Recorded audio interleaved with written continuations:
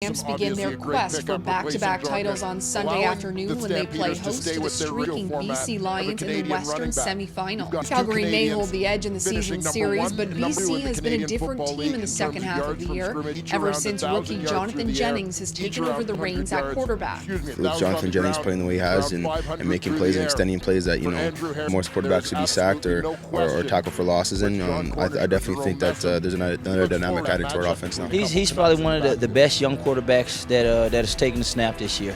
just to kind of watch him. I watched a ton of film on him, and he continues to keep his eyes downfield, and he's great with his legs. So, he's a guy that can make things happen. The key showdown to watch on Sunday will likely be in the ground game, as a pair of all-star Canadian running backs will look to carry their teams to victory. The Stampeders will be without a key cog in their offense, as veteran tailback John Cornish will be unable to suit up. In his place will be newly acquired Jerome Messam, who poses a similar problem. And obviously Jonathan Jennings on quarterback making his first playoff start for the BC Lions. Andrew Harris is a guy who can take a little bit off of him. Now, having said that, you've got two guys we want to pound the ball and keep them on the heels on defense. Guys that want to tackle when the weather gets cold. Like you said, I'm a big bruising back, so hopefully we can run the ball a lot. Cornish's absence is just one in a long line of injuries that plagued the Stampeders all season long, but despite that, they still managed a 14-win season and the chance to host a playoff game. BC had its share of injuries as well, including losing reigning MOP Solomon Elimini on defense. With that, the Lions had a far more up-and-down 2015 than their Sunday opponents. They aren't prepared to let the discrepancy in their records sway them, though, heading into Sunday. Everyone talks about how good Calgary is and how good Edmonton is, and they've kind of counted us out already. For the fact that the TSN board can say, "Oh yeah, all they got to do is show up," that's honestly bullshit. So for me, it's just it's an attitude thing now, and no other team in this league is better than the BC Lions. We don't feel like that. We feel like they're a good team, but we got to make sure we come out and play football. That's just what we do.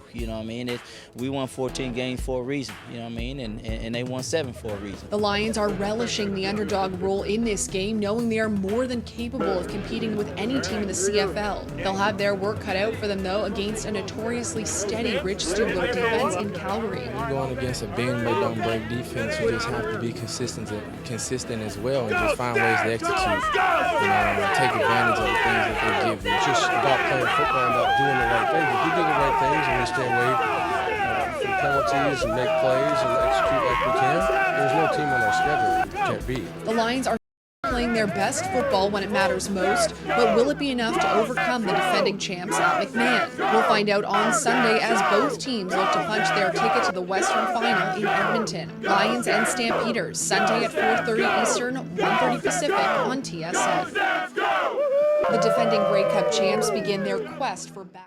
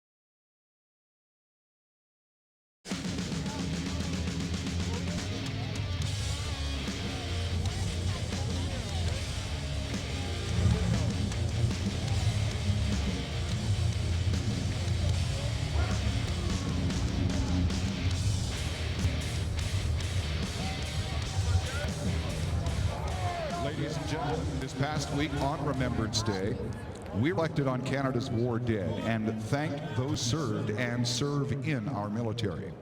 Today, in recognition of the importance of remembrance, please join us and Veterans Affairs Canada as we pay tribute to our nation's greatest heroes, Canada's veterans. Joining us on the field are members of the Canadian Association of Veterans in United Nations Peacekeeping, who are providing an honor guard for the Canadian Armed Forces Flag Party, who are proudly carrying our Canadian flag. Our bugler, Corporal David Yu of the King-owned Calgary Regiment, and our anthem soloist, Constable Kate McIver of the Royal Canadian Mounted Police, are escorted by fellow officers, Constable Landon King and Corporal Alex De Silva. Fans, please rise and join the BC Lions and Calgary Stampeder football clubs in a moment of silence in recognition of and respect for the men and women who have for generations bravely served and sacrificed to keep Canada strong, proud, and free.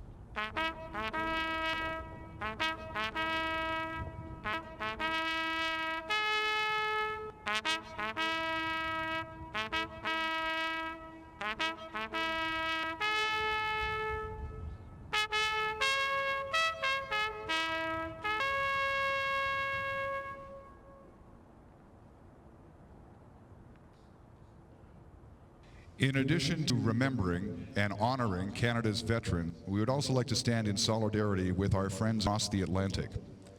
Today, though an ocean and thousands of kilometers divide us, we, along with the rest of the globe, stand side by side with our friends in Paris, France.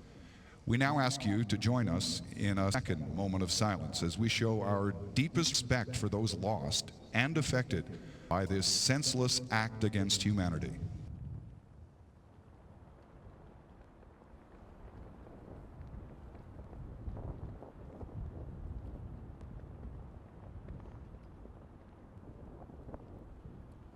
Now, please remain standing and join Constable Kate McIver of the Royal Canadian Mounted Police in the singing of Canada's national anthem.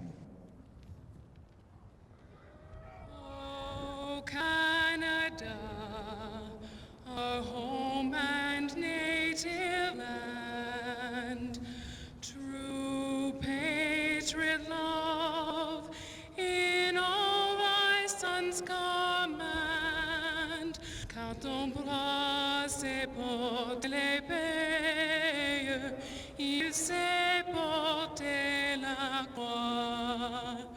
Ton histoire est une épopée des plus brillants exploits.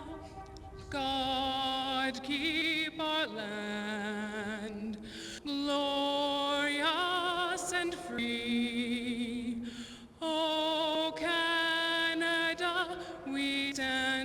on guard for thee. Oh, Canada, we stand on guard for thee.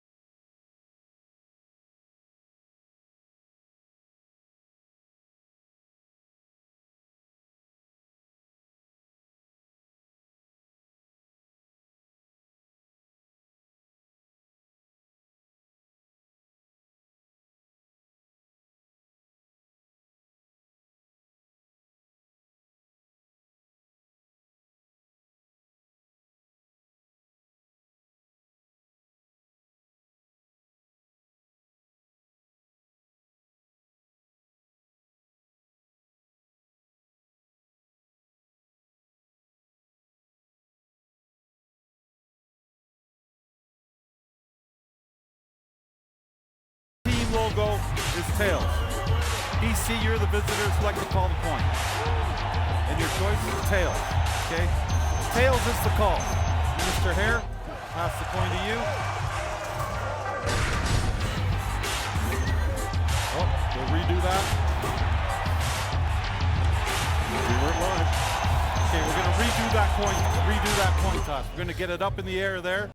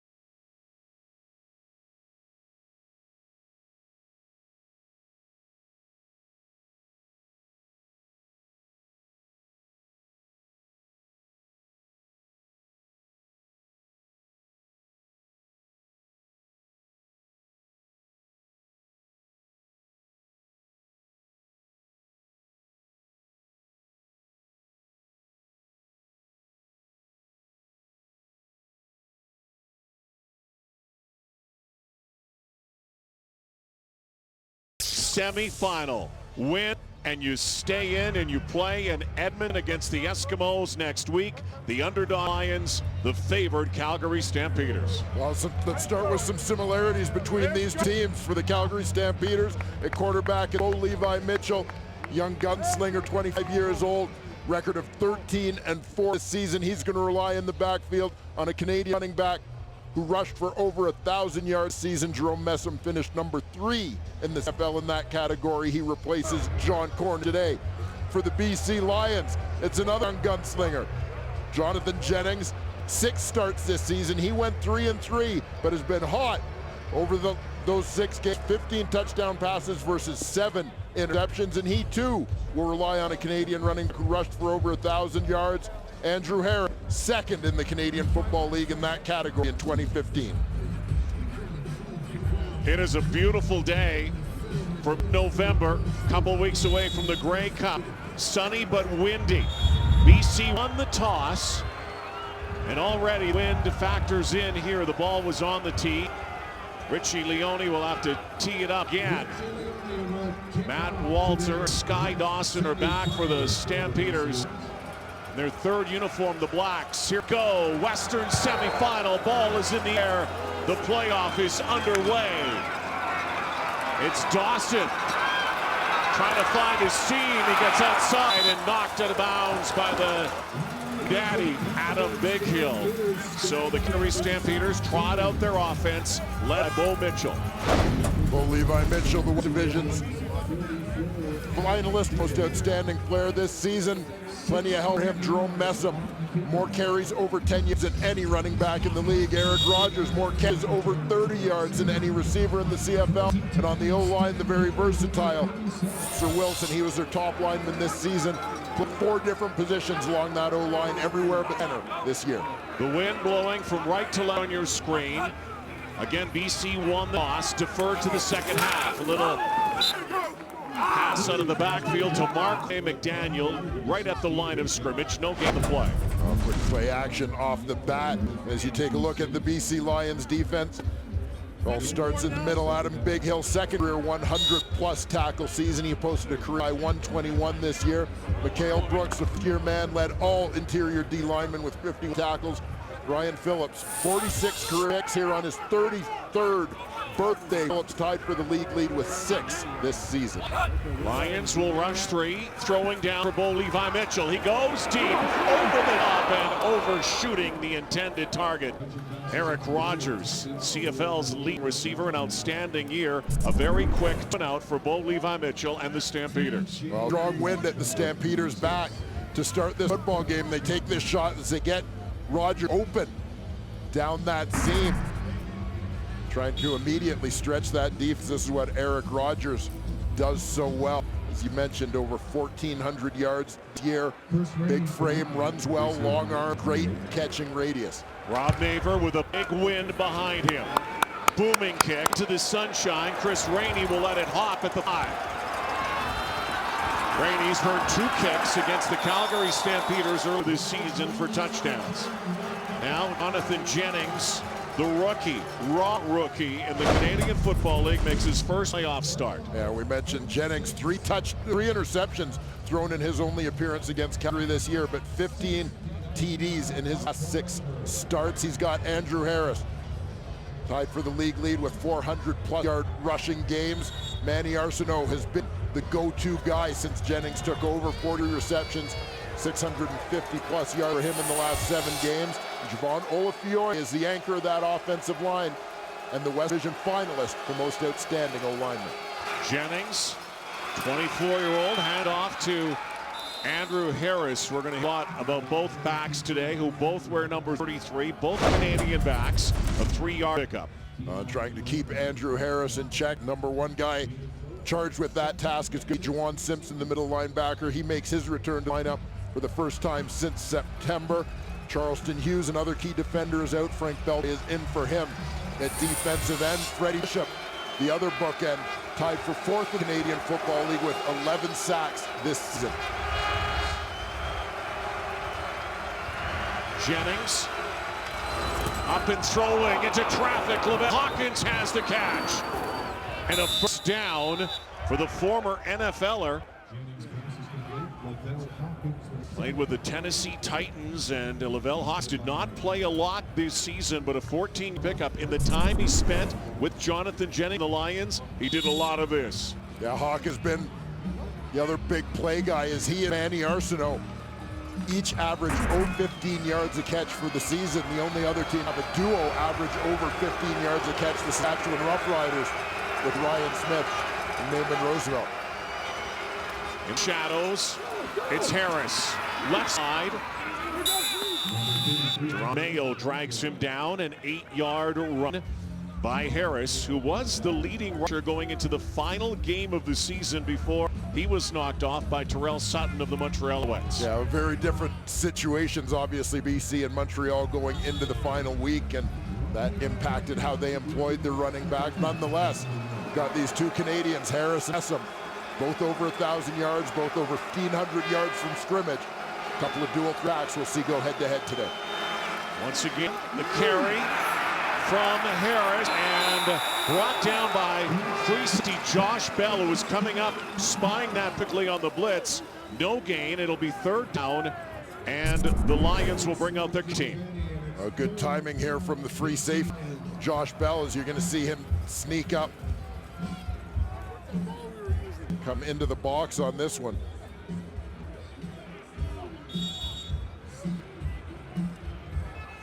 Bell, the Baylor, a former BC Lion. This will be interesting now with Richie Leone into this wind. 32-kilometer-an-hour breeze. Bounces just out of bounds. He'll be at the 39-yard line. And Bo Levi Mitchell, 28-6 since he took over last year. Won a cup, was the Grey Cup MVP to get his team back to the big game. Have to beat BC, Edmonton next week.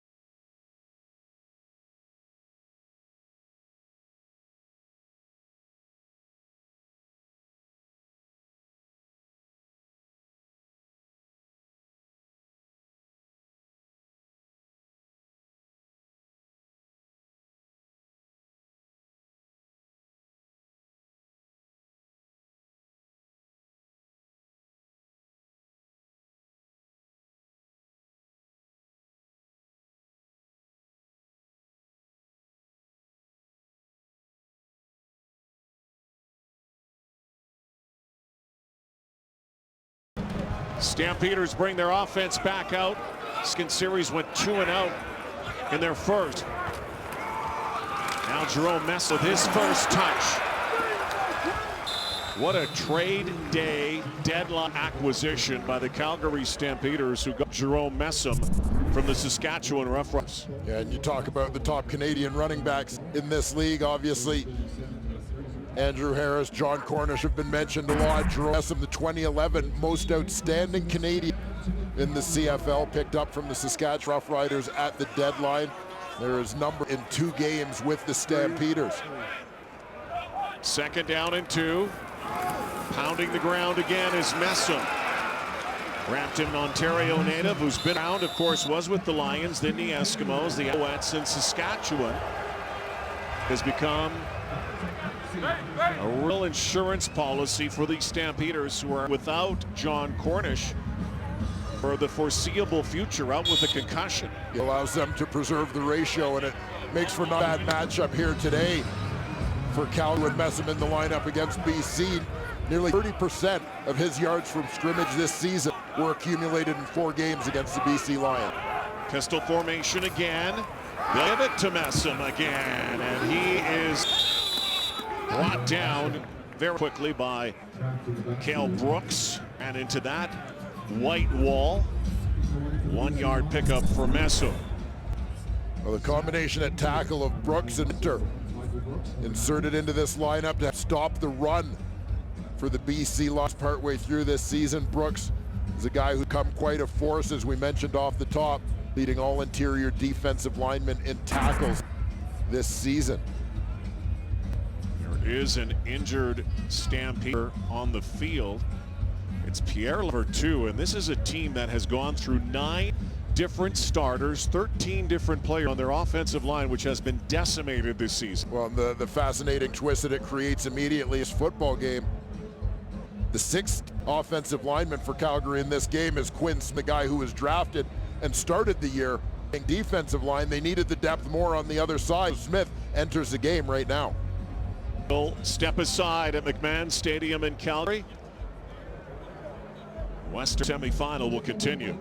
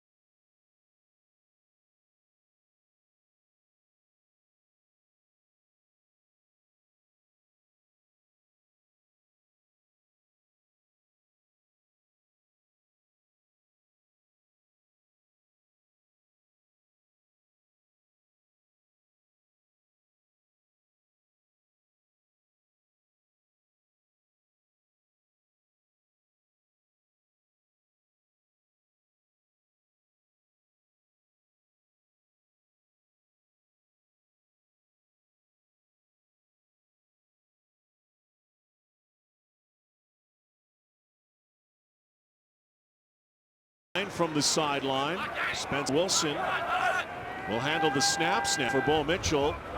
Changes the play here. Here comes the rush. There goes the ball. And it almost picked by TJ Lee. So it's 3rd down. Rob Maver will come back out.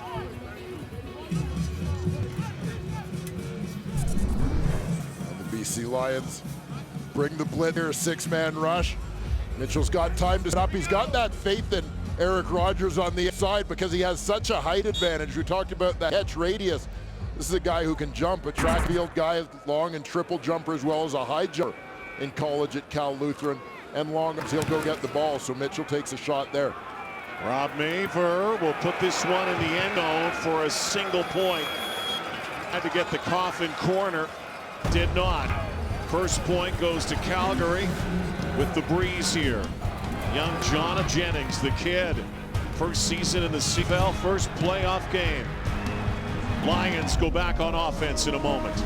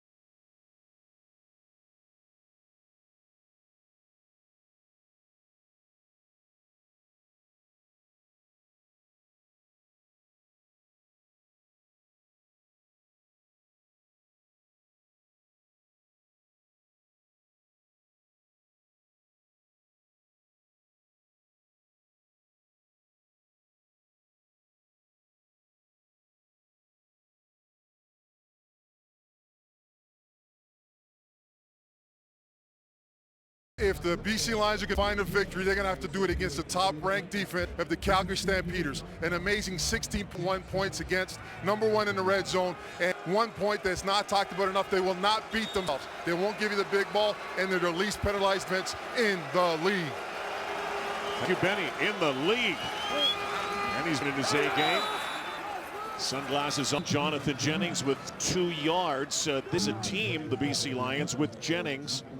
Freddie Bishop makes the tackle that likes the big ball. They like to go deep. Yeah, well, you're going to see a battle of the wills in this football game for exactly the reason that Mike mentioned. You've got Rich Stubler's defense that they almost dare you to take shots. What they want to suck you into is going impatient on a drive and take those shots. Remember, against the against the Calgary Stampede, Jonathan Jennings, no touchdown passes, 3 interceptions.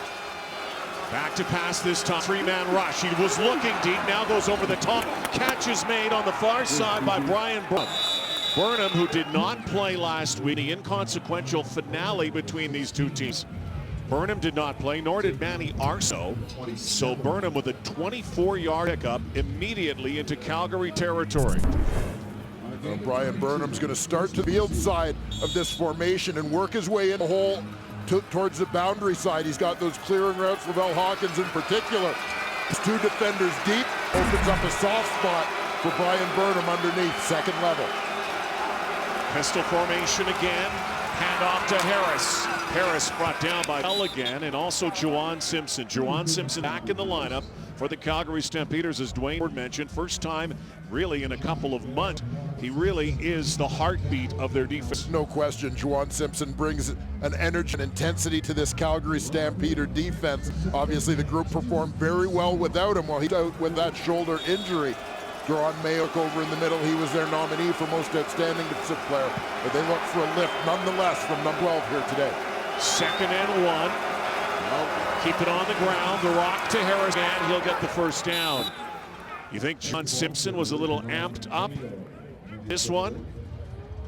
Pre-game, John Simpson had his game face on.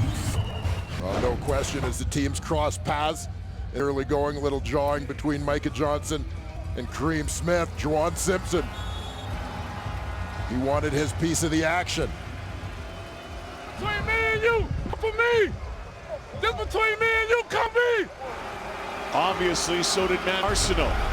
We may see those two colliding at one point.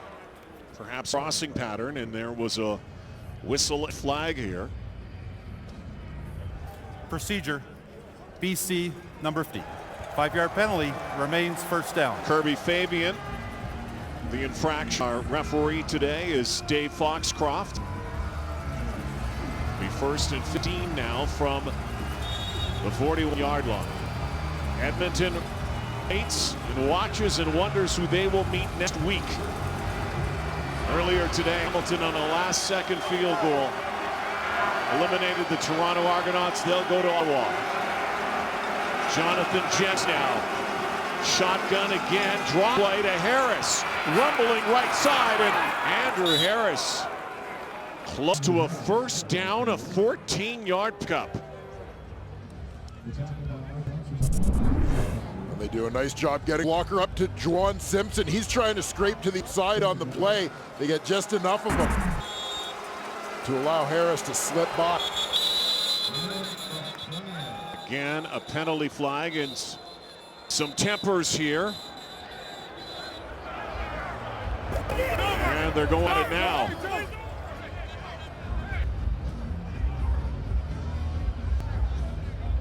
Jason Foster, Lions center, was pancaked down below. Oh, the intensity hits a new level here in the postseason. Like some movement on that line. Might have been Cody Husband. Just 1 point on the board so far. 2 infractions on the play. Procedure, BC number 62. Major foul, unnecessary roughness, Calgary, number 12. It will be an automatic first down. We just talked about Juwan Simpson, how bottled up he has been, getting ready for this one. 7 weeks away from the Stampeder lineup. A little too intense this time. You can see him right in the middle of your screen. Yeah, he's getting ready to go. Husband is the guard, just his left. Husband's moving because he knows Simpson's coming. Then, little block underneath. And you like the emotion in the postseason, but you've got to be able to control it. So red zone time for the BC Lions and Jennings. Jennings lets it fly. End zone. Almost. He got it. There's a penalty flag of play. It did hit the ground. Chris Rainey had the football, but it was a penalty nonetheless. Pass interference, Calgary number 28. Ball will be placed on the 1 yard line, automatic first down. And they'll place that at the 1. That was blanket coverage there for Brandon Smith, 28 on 28. BC Lions get the secret weapon, Rainey, into the lineup to try and take advantage of his speed. No surprise to see the Calgary Stampeders and Joffnagel challenge that call, because I didn't see a whole lot wrong with the play by Brandon Smith. So he's going to challenge this play. Calgary is challenging defensive pass interference on the previous play. We'll review the play. So they'll look at this at the command center. Rainey out of the backfield, one-on-one with Brandon Smith. Now that matchup in the middle of your screen.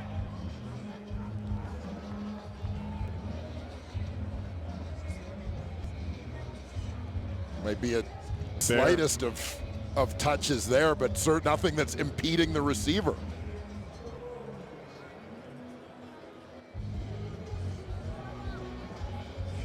Well thrown ball from Jennings, and Rainey got a great shot at it.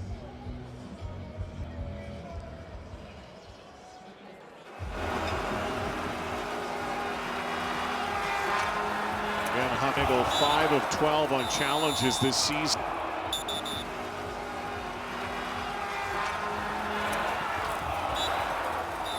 Bit of hand jabbing there, Smith, but there was no grab, and there's not enough contact, if any. Certainly catchable ball.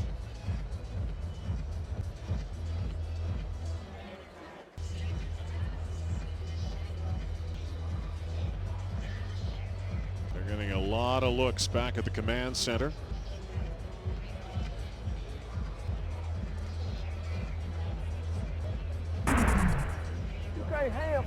You got his hand up. And they're looking at it on the big screen here too. Chris Rainey out of Florida. Played with the Alouettes last year. A good line for the BC Lions this season. Still awaiting the verdict here. This will be overturned. Call is DPI, defensive pass interference. Ball placed at the 1 yard line. And we've seen Chris Rainey such a factor on specialty for the BC Lions down the stretch. They're trying to find ways to get him a little bit more involved offensively. The ruling on the field is overturned. It's an incomplete pass. Well, that is a good challenge.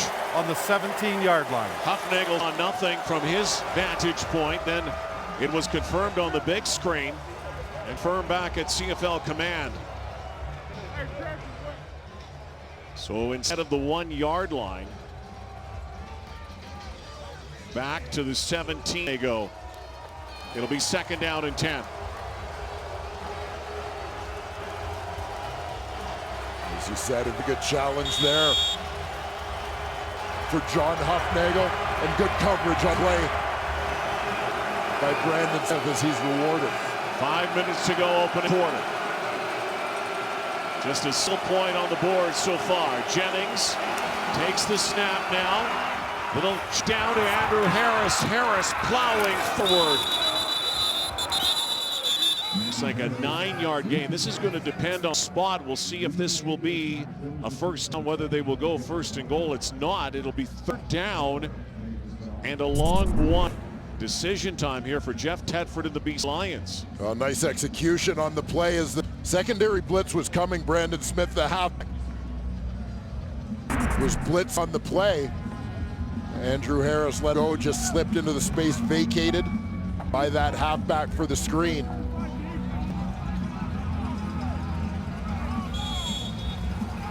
BC opting to take the points. Richie Leone coming out, a little chip shot.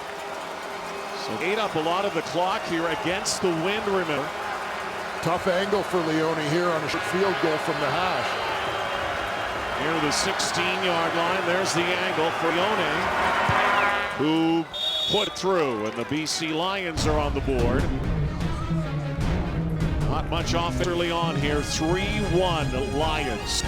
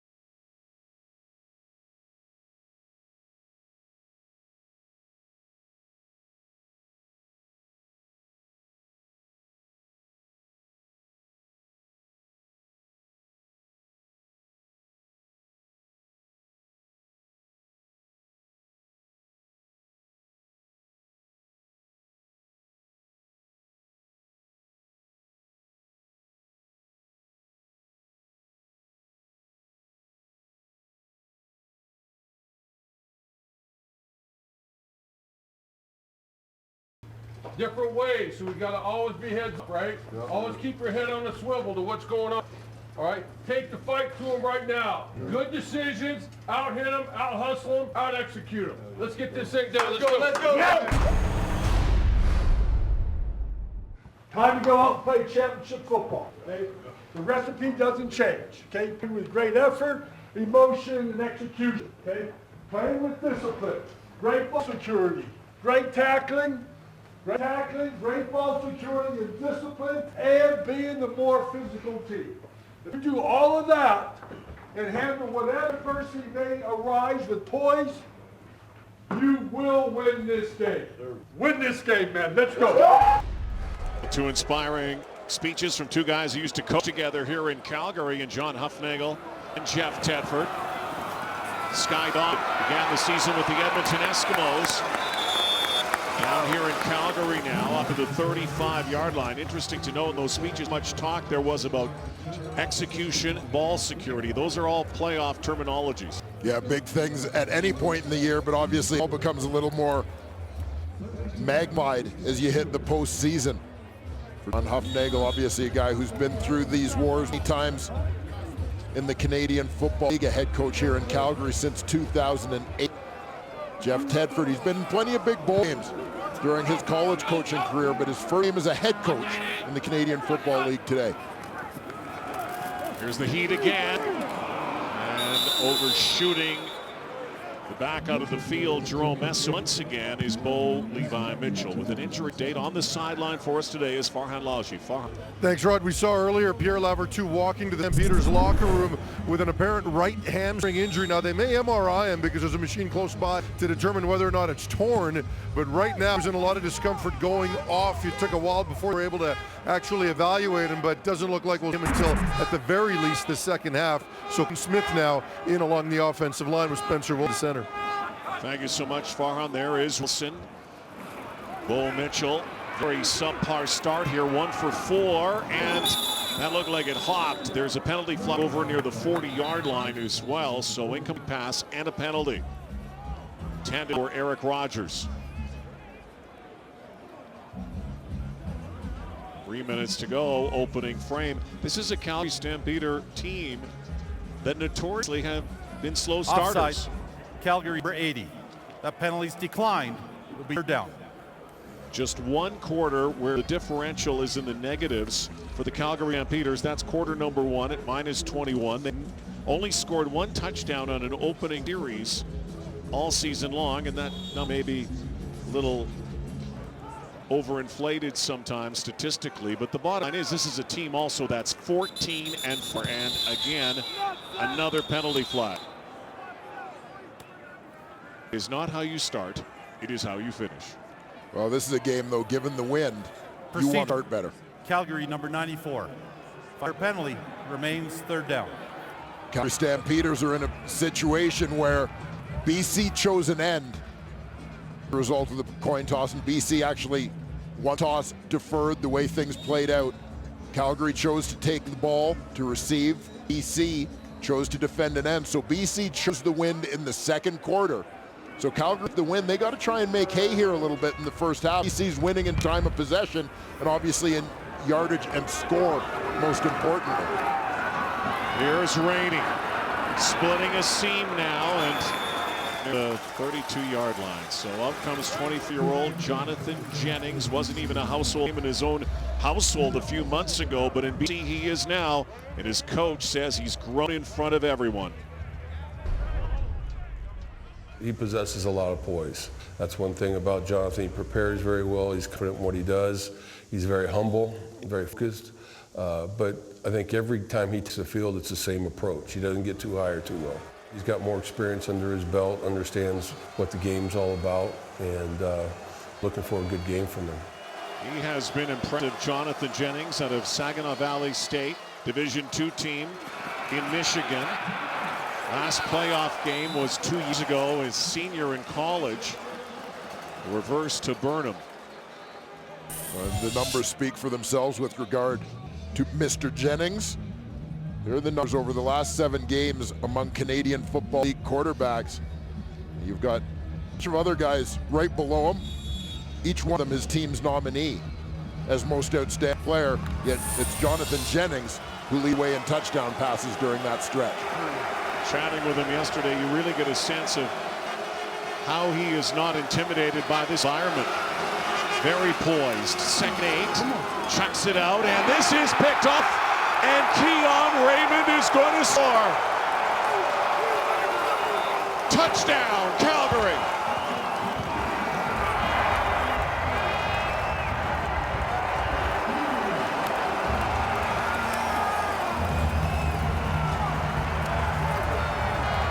Well, we just showed you the graphic of Jonathan Jennings and his touchdown passes.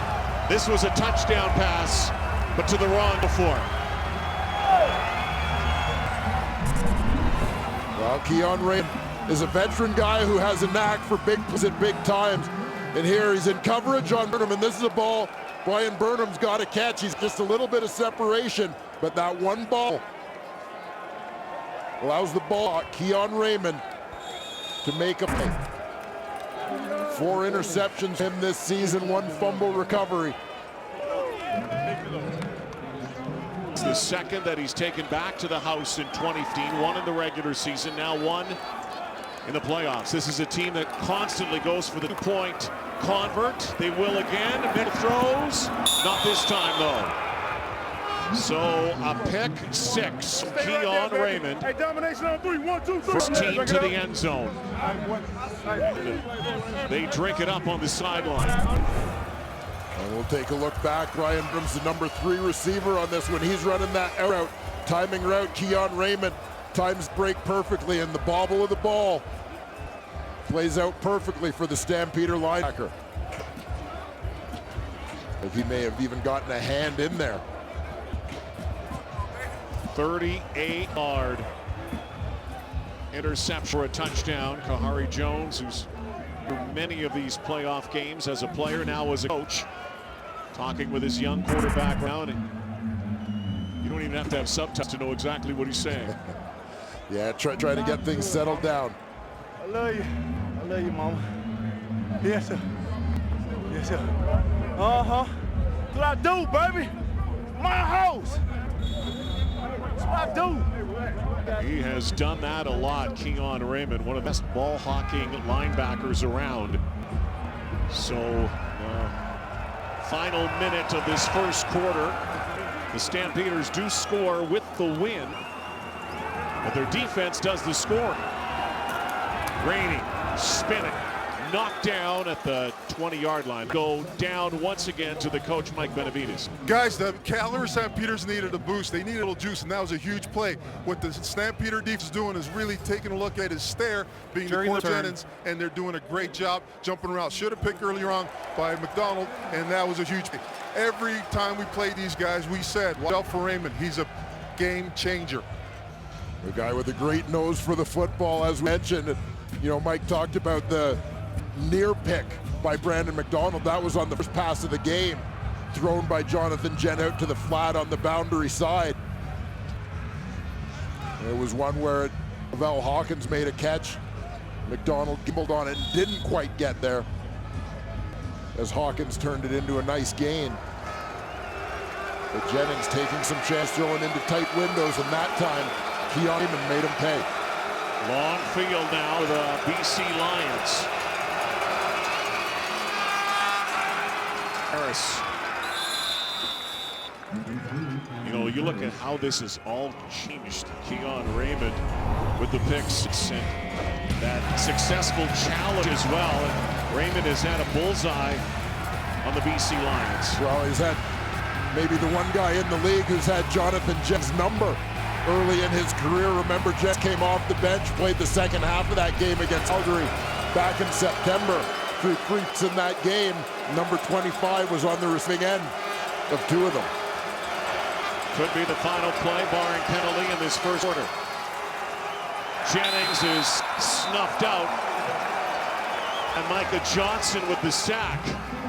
That is quarter number one. It'll be third down. The Lions will kick when they change sides. They'll have wind. Big play so far. Keon Raymond. Pick six. This Western semifinal. Winner is north to Edmonton next week.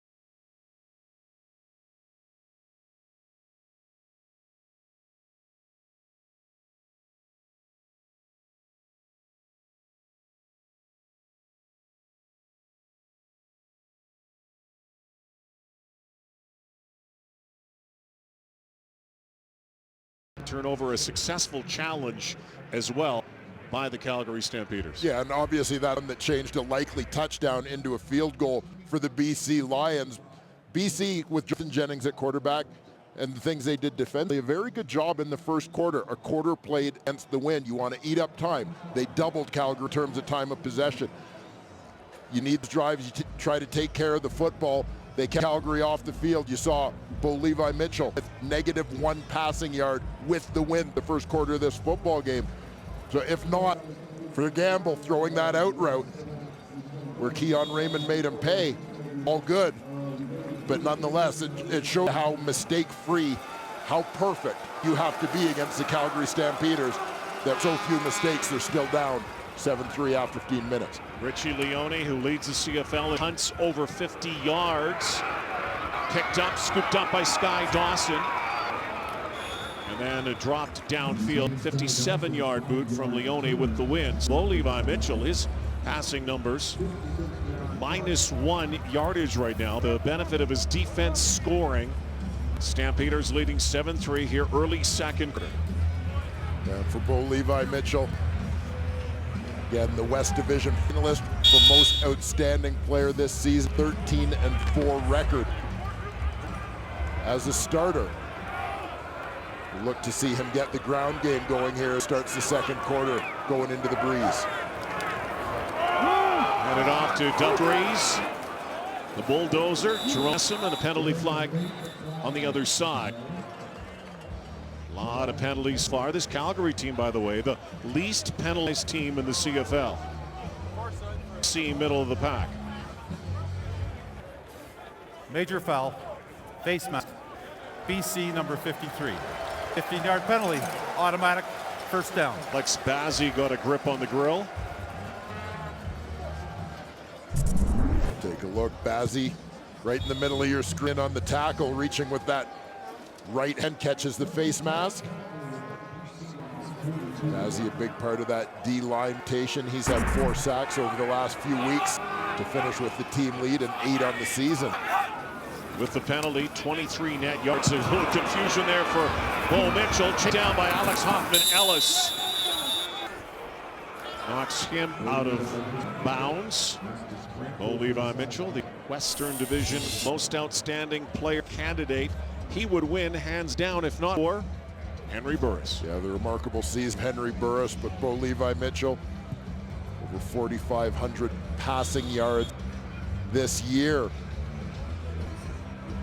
Seems like he's become such a fixture at quarterback for the Stampeders. It's hard to imagine this guy is only 25 years old.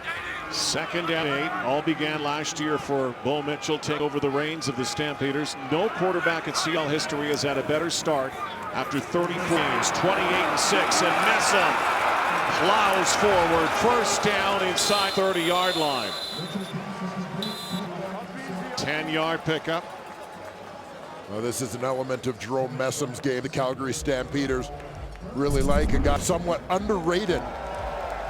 A receiver early in the season with Saskatchewan. He was actually among the league leaders in this category, and a player who's very capable of making big plays out of short passes. An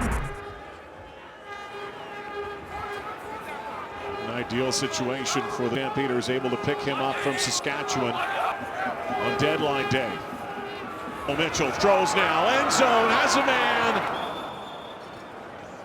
Again, in the breeze, has not been able to connect with Eric Rogers yet. They connected a lot in the regular season. Well, they certainly did. Eric Rogers is the Canadian Football League's leading receiver in terms of yardage, over 1,400 yards for him, the most targeted among the Calgary receivers. Not bad for a guy. A late season addition last year. Demonstrated he was ready full-time duty this year and has not disappointed. So 2nd down, throwing down again for Mitchell and the Stamps. Bo, wide open is Rogers. Has his first catch of the 2015 playoffs. Well, Rogers does a nice job recognizing coverage as he curls in. You see Hoffman-Ellis on the left side of the screen. Squeezes in towards the middle of a pattern, leaving Eric Rogers on his route on the outside wide open, so he gets it wide, maintains his space for an easy completion for Mitchell. 15-year gain. Here's their red zone production season, the Calgary Stampeders. 3rd best in the CFL. Messam cuts back now. Gain of 2. Well, no, Cream Smith didn't make the tackle on the play. He does a nice job making sure he gets upfield. He's deep as the ball carrier. He's got contained position. Forces Messam back to the inside, where he's got a little bit of help coming from the cavalry on this play.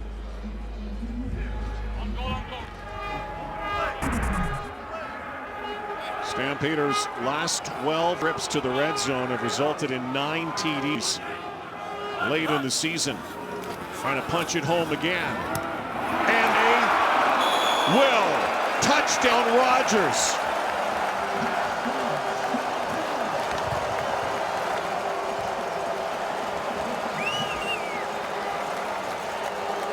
signal was a touchdown right at the goal line. And Eric Rogers, who had 10 majors in 2015, his first of this year's postseason. Ball just needs to break front plane of that goal line. We'll take a look here.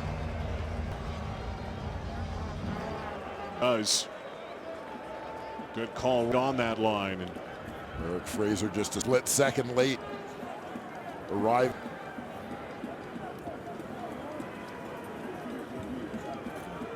They will review every scoring play. That's what they're doing right now. Previous scoring play is under review by the command center. How about Eric Rogers, though? This is a guy who came into this lineup last year in October, played a couple of games, went to the playoffs, ended up in the Grey Cup game, had some key catches, and then torched CFL this season. The ruling on the field is firm. Touchdown.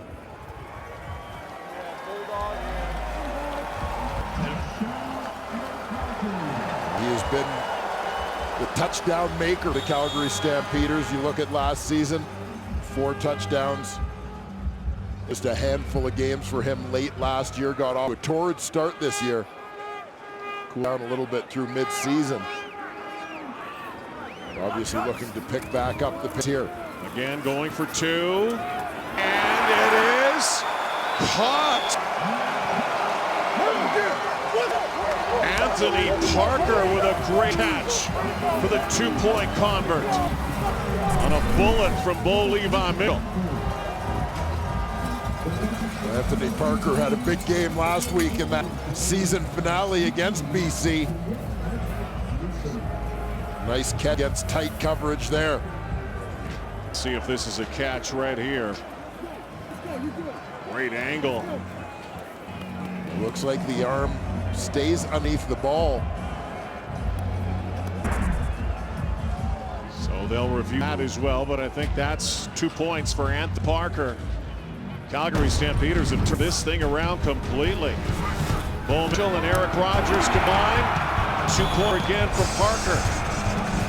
53 Stamps.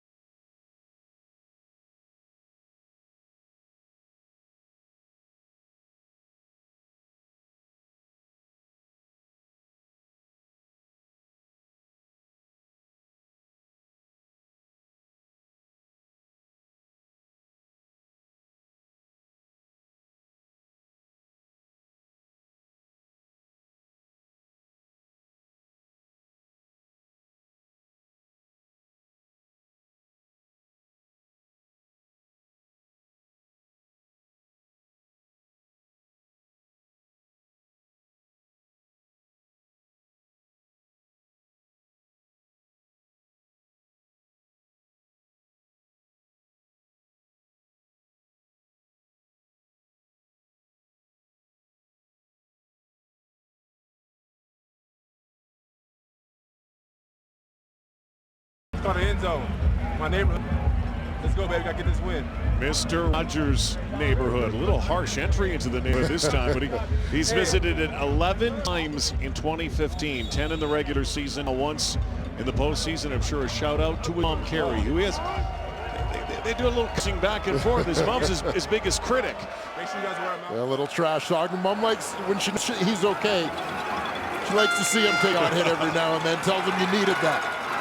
Down in Southern California, now Rainey being swarmed by black and red jerseys. Penalty flag near the 28-yard line. So now it really is to the BC Lions to have some sort of response ever since. During the turn, illegal block, BC 41. 10-yard penalty, first down BC. Ever since that overturned challenge call at the goal line, the field has been lopsided in favor of the Calgary Stampeders. Yeah, and it really seems like a spark and emotional lift came for the Calgary Stampeder offense when Keon Raymond provided some points for them. Mike Benavides mentioned from the sidelines that even the energy on the Stamp sideline prior to that seemed a little bit flat, but obviously perking up with the late first quarter score. And you saw the way they responded with that drive to get the second quarter going. Once again, starting at the 8-yard line, there's a direct snap. Harris looking for a couple blocks and fumbled the football. And it's all going wrong right now for the BC Lions as Josh Bell has the rock. Another BC Lion giveaway and a Calgary takeaway. And it goes to the start of this football game. 7-11 Lions, the 14-4 Stampeders. The Lions absolutely have a chance, but they have to be relatively mistake-free. Couple of turnovers now in their own end of the field, and they find themselves in a little trouble here early in the second quarter. Lions have fumbled the ball a lot this season. Second last in that department. Make it special. Make it special. Oh my God. 2 turnovers and a 2-and-out in their last 3 possessions. This is Stampeder momentum grows. And early, almost 5 minutes in his second quarter, and again operating against the breeze. It's in field position near the 11. Hands it off to Messam. And they pulled the football. And BC had it, but they're saying he was down. Cale Brooks has the football. There is a penalty flag after, because pretty sure it's because Brooks booted the ball. It's the offense football. Let's take a look to see if this indeed is a turnover. For the knee.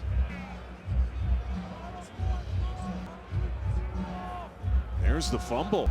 This indeed might be a turnover. Just by a second, the knees aren't touching down because he's on top of defender Jabbar Westman.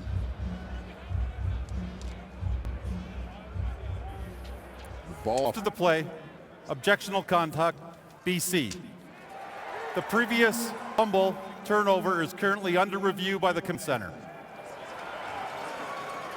Hand is down, but the ball is out. Yeah, plus hands and feet touching the ground are fine. Eric can use his hand for balance, so they don't count him as being down when his hand touches down. Ball is out. And Brooks comes up with it. The review continues. We'll come back to McMahon Stadium.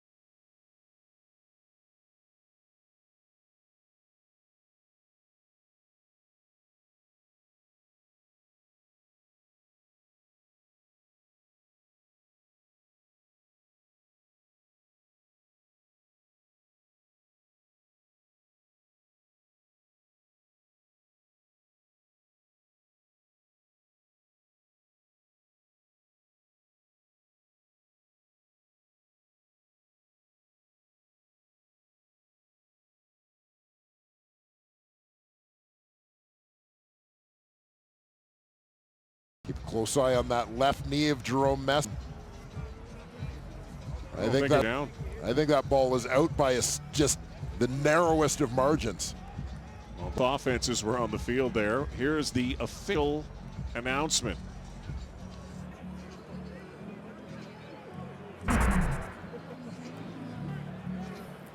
After review, the ruling on field is confirmed. It was a fumble recovered by BC. We have objectionable conduct, number 90, BC. After this goal, first down, BC. The conduct, I believe, was because of the boot by Brooks. A huge recovery, still a long field here for the BC Lions, but almost necessary at this point of the game that they get that ball back. Yeah, no question in terms of the way the momentum of the ball game was going. And there's been a bit of a rude start here for Jonathan Jennings. That is moving the football early on, but offense has now sputtered.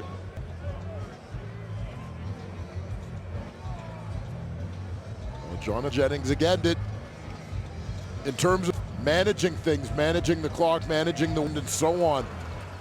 A very good job him in this offense in the first quarter of this football game, but one costly error, the Keon Raymond interception. As he tried to thread the ball into a tight window as a veteran defender. Raymond made away with a pick six. Has not found any of his big weapons yet, Manny Arsenault. Will throw from the end zone. He's got a big arm. Deep downfield, overshot Hawkins. So Leone going to come out here again, and keep in mind he does have a foot capable of sailing 60, 70 yards. He'll have to do it here. He'll be punting from the end zone. Yeah, at the very least they need to try and swing this field edition while they've got the wind at their backs.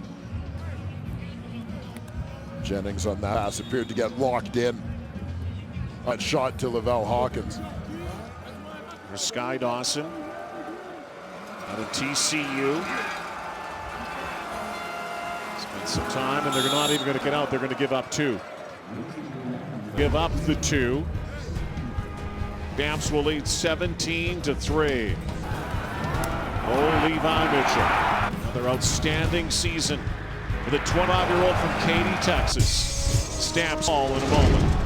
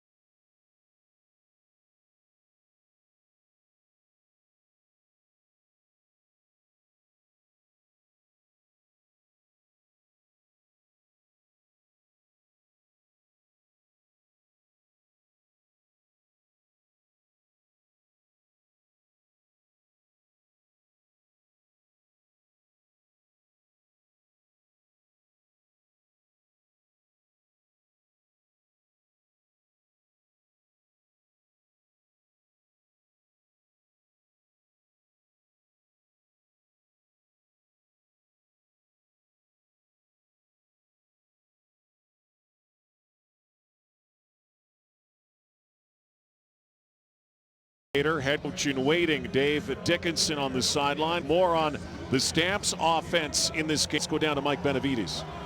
That Stampeder offense really turned it around. They're going with targets and going over and over to Messam, and there's no secret going to Rogers over and over again. Those are the two target players, and the Stampeders are going to continue to do that. Don't take it away. But the Lions know that. They're talking about that right now over there on the sideline. They have to take those two guys away. Bo Levi Mitchell moves pocket and overthrows Anthony Parker. Eric Rogers without question. go-to guy. You see where he ranks in various receiving categories. He's a cool customer. Tall, lanky, great hands. Former track star as well, and a guy who had a shot with the Obo Red Blacks last year. Yes, I first with the Red Blacks, attended rookie camp with them, was actually released, but has proven to be a tremendous fit here in Calgary. His breakout 2015 season. 2nd and 10, 3-man rush. Mitchell to Joe West along the near sideline. And this treasure chest of receivers for Bo Levi Mitchell, a 12-yard pick. Yeah, Joe West in, Jeff Fuller out this week. Something of a timing route going out wide side of that field. As Mitchell and West both recognizing coverage dropping off. Mitchell throws it outside, West breaking it off. A first down for the Stamps. Back to the near side of the field. And off to the Mack truck. Jerome Messam back to Coach Benavides. Guys, we were just talking about, and that Lions defense was discussing it. They're leaning over big time, and there's going to be some throws on the front side. The last couple drives you saw a bubble screen and a couple throws to the wide side of the field. Great to have a coach on the sideline, isn't it? Seems like he wants to call those plays as well. Well, Mike's a guy who knows these two teams very, very well, having worked with members of both of these coach staffs along the way. Matt Walter for Calgary Dino. This is the back end, a doubleheader BC Calgary weekend yesterday. BC and the Calgary Dinos in the CIS down to 4 in university football in Canada. And Thunderbirds knocked off the Dinos yesterday. A big day in Canadian university football, all conference championships, all the #1 seeds. The home teams all lost yesterday in the CS playoffs. UBC will take on St. FX. Guelph will play Montreal. Final 4 next weekend. Mitchell in the pocket. Quick hitter to Parker, another former Dino. And he carries a pile with him and never goes down. Anthony Parker, a former #3 overall pick, with a huge gain here.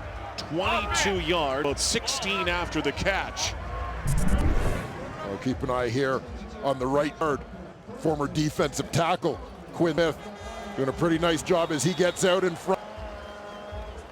Takes Adam Big out of the play, allowing Anthony Parker to slip through. Stamps having a lot of success here against the wind.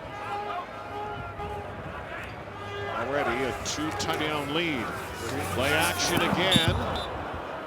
Out of bounds.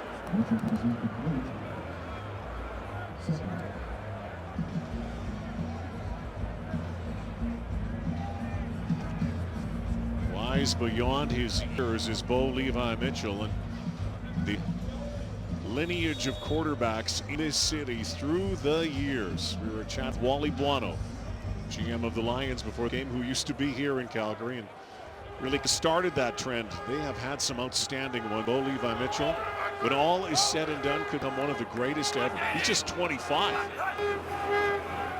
Great game management. Here he is again. Messam. And a penalty flag just as he threw that football in the backfield. Major foul, roughing the passer, BC number 53. Alex 15-yard Bazzi penalty, close to Bo down. Mitchell. Roughing the passer.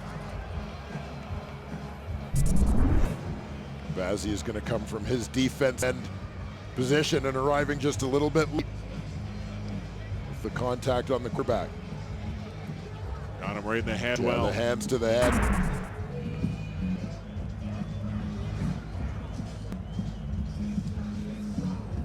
Canadian receiver Lamar Durant played at Simon Fraser. Second round pick in the 2015 draft is the injured Stampeder. Durant with a couple of touchdowns last weekend. His homecoming going back to the West Coast BC plays for that season finale.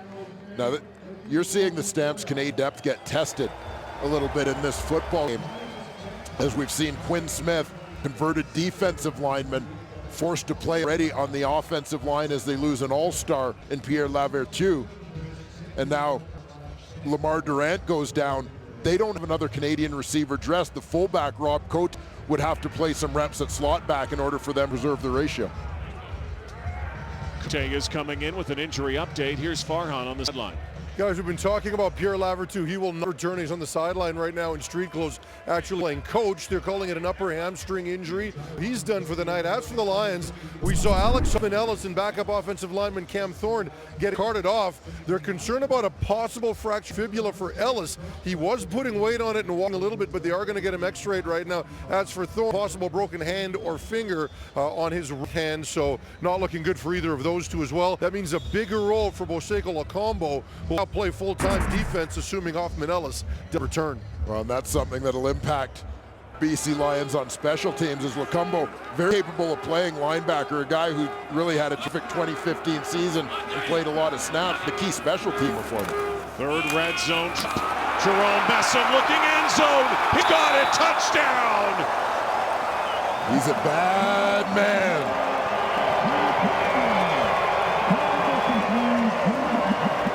Jerome Messam, the Brampton Beast, 15-yard touchdown.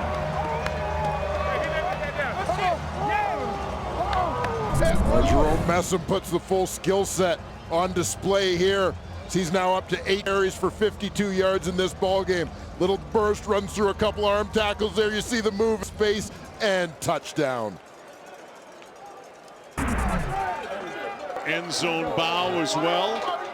Right now, the Calgary Stampeders laying a stomping on the BC Lions. Told you I was gonna show you some. 4.5 to go. First half. Point after they decide to go for the single this time. Rene Paredes. Sylvia, we're praying for you. I love you. Stay strong.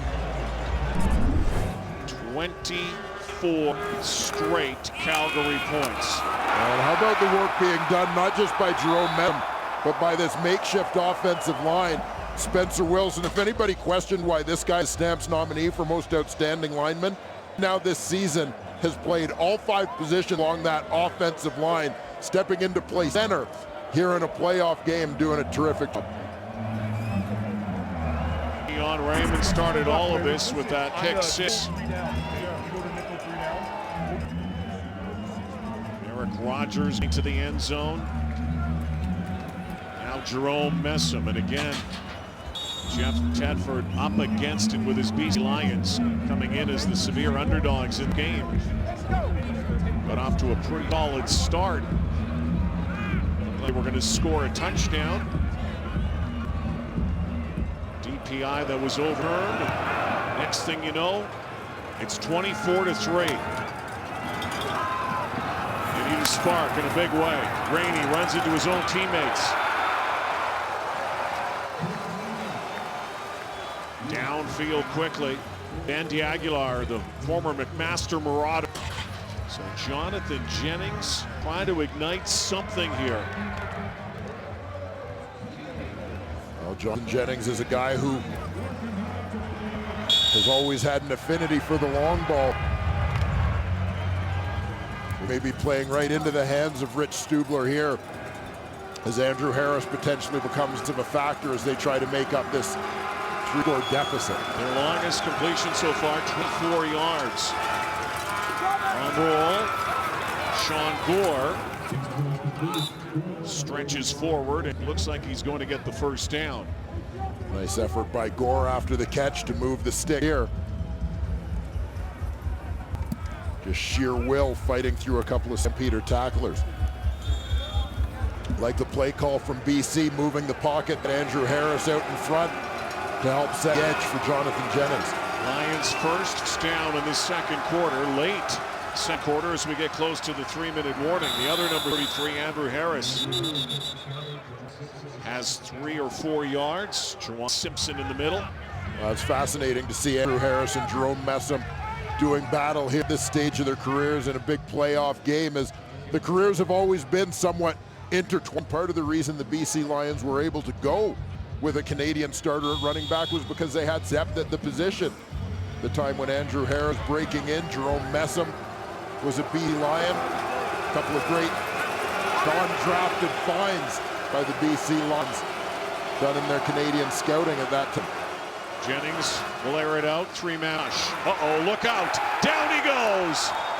Jonathan Jennings ran right into that sack from Frank Beltre, who's filling in at rush end for the injured Charleston Hughes. Yeah, and Beltre got the edge on Tommy Draheim there, got underneath as Jennings tried to scramble. There it was. 3-minute warning before time, and right now it's all Calgary.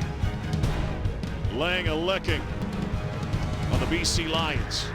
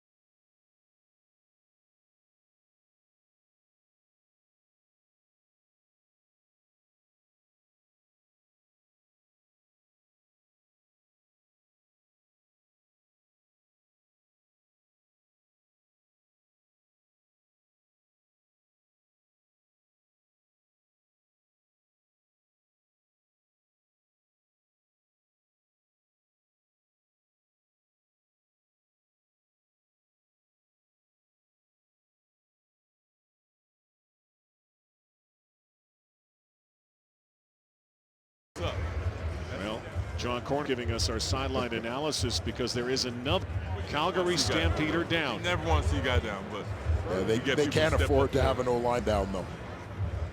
Again, they only dress X. Pierre Lavertu is already out. Looks like it's Bergman.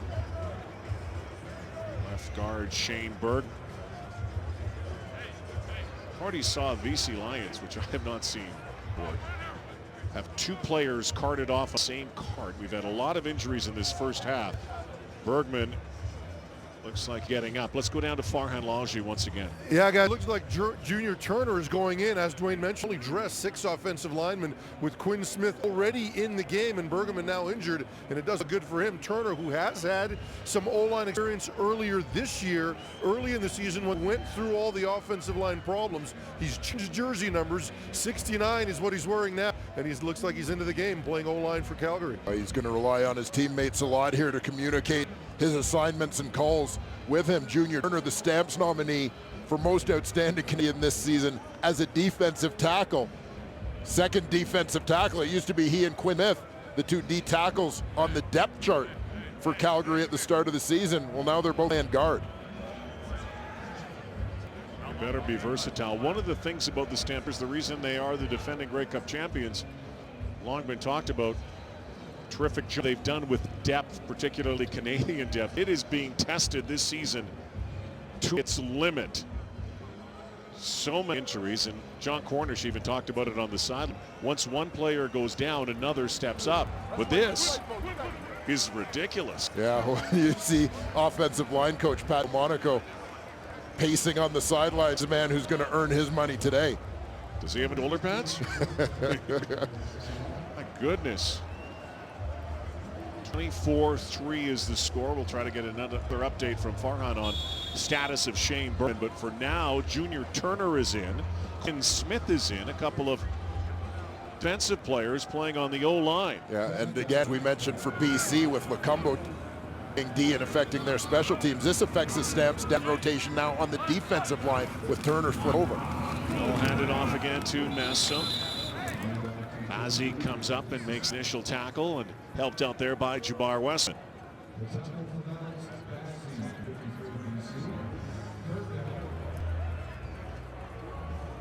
And we'll see in this final 2 minutes of the BC Lions and get any kind of traction here. Got off to a pretty good start offensively, got it down to the goal line, and then a call was reversed. Got a field goal out of that, and then a pick six by Jonathan Jennings, and since that time it's been all Calgary. There's Chris Rainey. Rob Maver against the breeze. And we're in low line drive kick. Ain't so dangerous. Corralled right there. 30-yard line, and look at this. Travis Lulay is off the sideline and coming into this ball game. And we'll try to get an update of status of Jonathan Jennings, but Lulay, veteran, 2011 CFL MOP, the man who started this season under center for the BC Lions. This might be injury related to Jonathan Jennings on this play. Yeah, the sack by Beltre drove Jennings' shoulder into turf. See trainer Billy Rochelle checking that shoulder and collarbone area on the sidelines. So Travis Lulay works the 92nd offense here. Comes out throwing, and there's an interference call here. Downfield quickly, they go for Hawkins. Brandon McDonald in coverage. This will the ball. Pass interference. Calgary, number 30. Ball will be placed at the spot of the foul. First down. To the 49-yard line. It's a 31-yard call. And it's a matchup that starts out wide to the right side of the field. Lavelle Hawkins works his way to the middle. Got that body position on McDonald. Nice job to recross, but a little bit of body contact there. Just a flag. Lulay again. Empties it out. Chucks it over the top. It was almost picked off. And remember what's happened with Travis Lulay the last couple of seasons. He had his throwing shoulder particularly reconstructed, came back this season, and then for a few games was in the lineup, out of the lineup with a knee injury. And he's been in the playoffs before. He's been there, done that, won that. Grey Cup champion, that remarkable 2011 season, a season that the Lions have talked about this year as a team that went through adversity early, but pulled it together as the season went on. Hoping to capture some of that magic here in 2015. Wouldn't that be something if Lule can reconjure some of that? He's got time now, flings it, and the first catch made by Manny Arsenault in this game.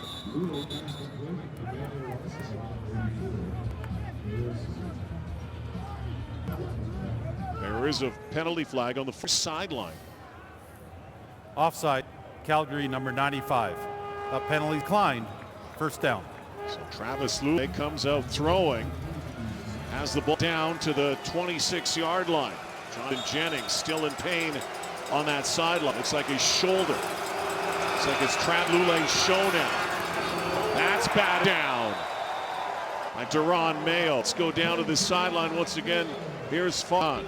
Yeah, guys, it looks like the collarbone area on the left shoulder of Jonathan Jennings. You mentioned the sack earlier where his shoulder got driven into the ground. They're going to x-ray him at halftime. Again, it's non-throwing shoulder, but doesn't look good right now. He's not moving it at all. He's walking very gingerly, very dejected Jonathan Jennings right now as he watches Travis Lule try to rally the troops back. Well, if they can get a score here before halftime, it becomes a very different game at half, heading to the second half. 2nd and 10. Here's the heat. Lule throwing. Goes deep and short of his intent target. Lule was dusted as he threw that football. Well, the oncoming blitz is what leads to the short throw here as Travis Lule is in full backpedal. He has to launch this one. It's his only option to try and buy time, as you'll see the oncoming defenders here.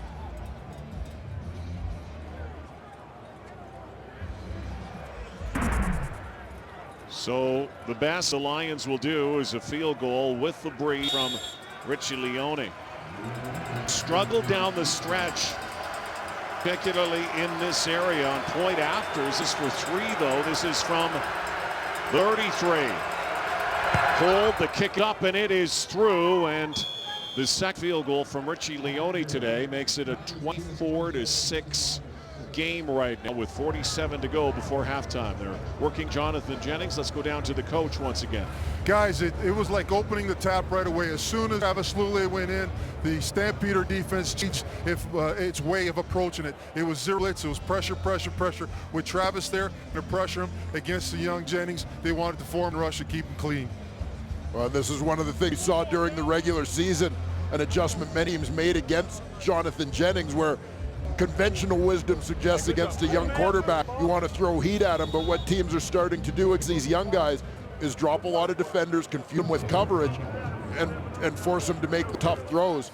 But against Travis Lule, the veteran, that all shifts. Keep it on the turf here. Jerome Messam, one of the scores in the first half. All began Keon Raymond and the interception for a touchdown. Later Eric Rogers and then Messam.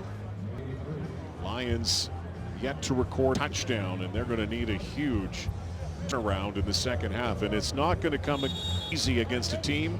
We talked about their starts. Calgary Stampeders, defending Grey Cup champions for a reason. They know how to finish.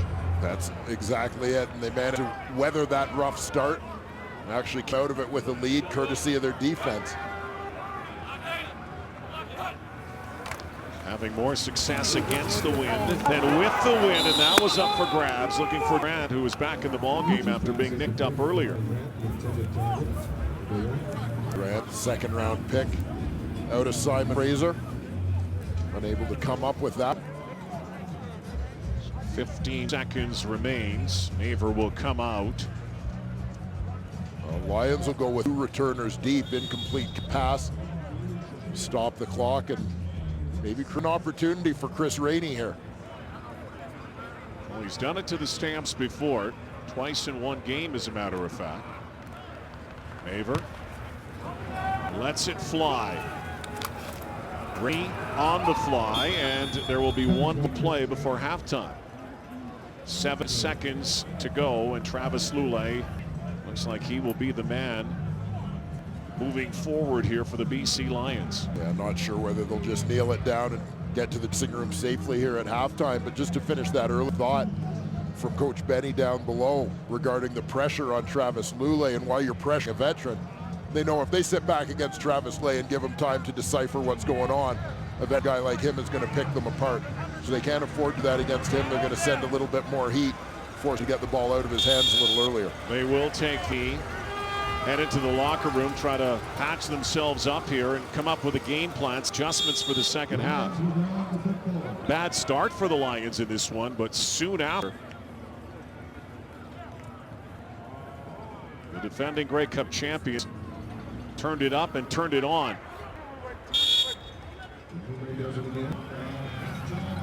Stamps are 10-1 when leading at halftime this season. Jeff Tedford work to do for the Lions.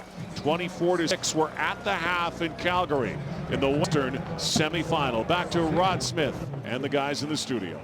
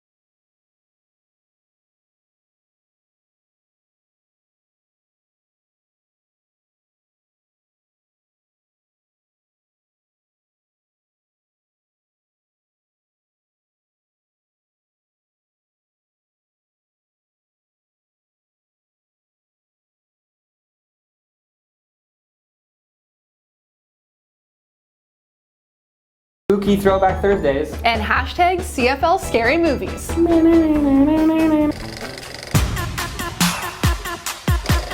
Welcome to the Snap Wrap. I'm Brody. This is Max. Max, what are you supposed to be for Halloween? Well, other than Wolverine, I'm aisle 3 of the dollar store. What about you? I am the CFL Rabbit. Can you tell? You're not as fast. Yeah, no. But enough about us. This week, we have been receiving tons and tons of submissions with your Halloween pumpkins. You guys have some mad skills. We've been getting some great submissions, a bunch of team logos, a pretty cool one of Coach Huff and his 100th win.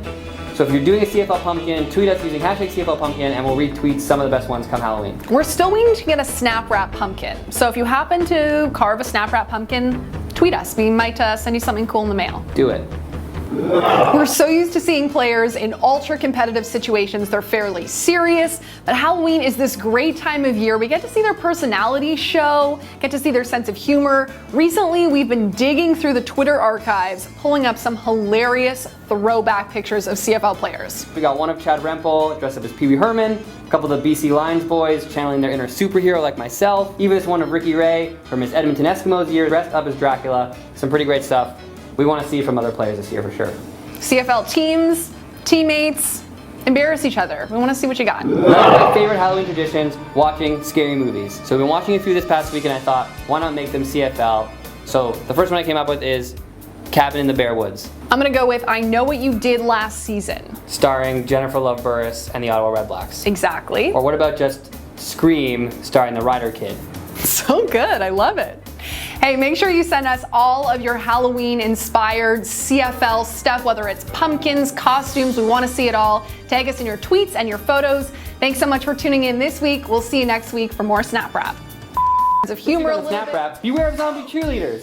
CFL players go all out for Halloween. And Brody and Pete Wentz become BFFs. Yeah, we do.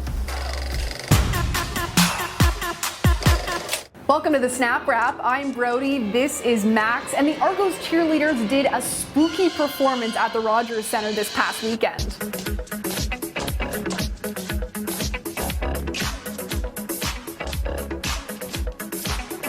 I really like that they got an Argos player to do the dance with them right in the middle of the game. Is that real? No. Halloween this past weekend, we got a ton of submissions from fans out there. We got some awesome CFL pumpkins.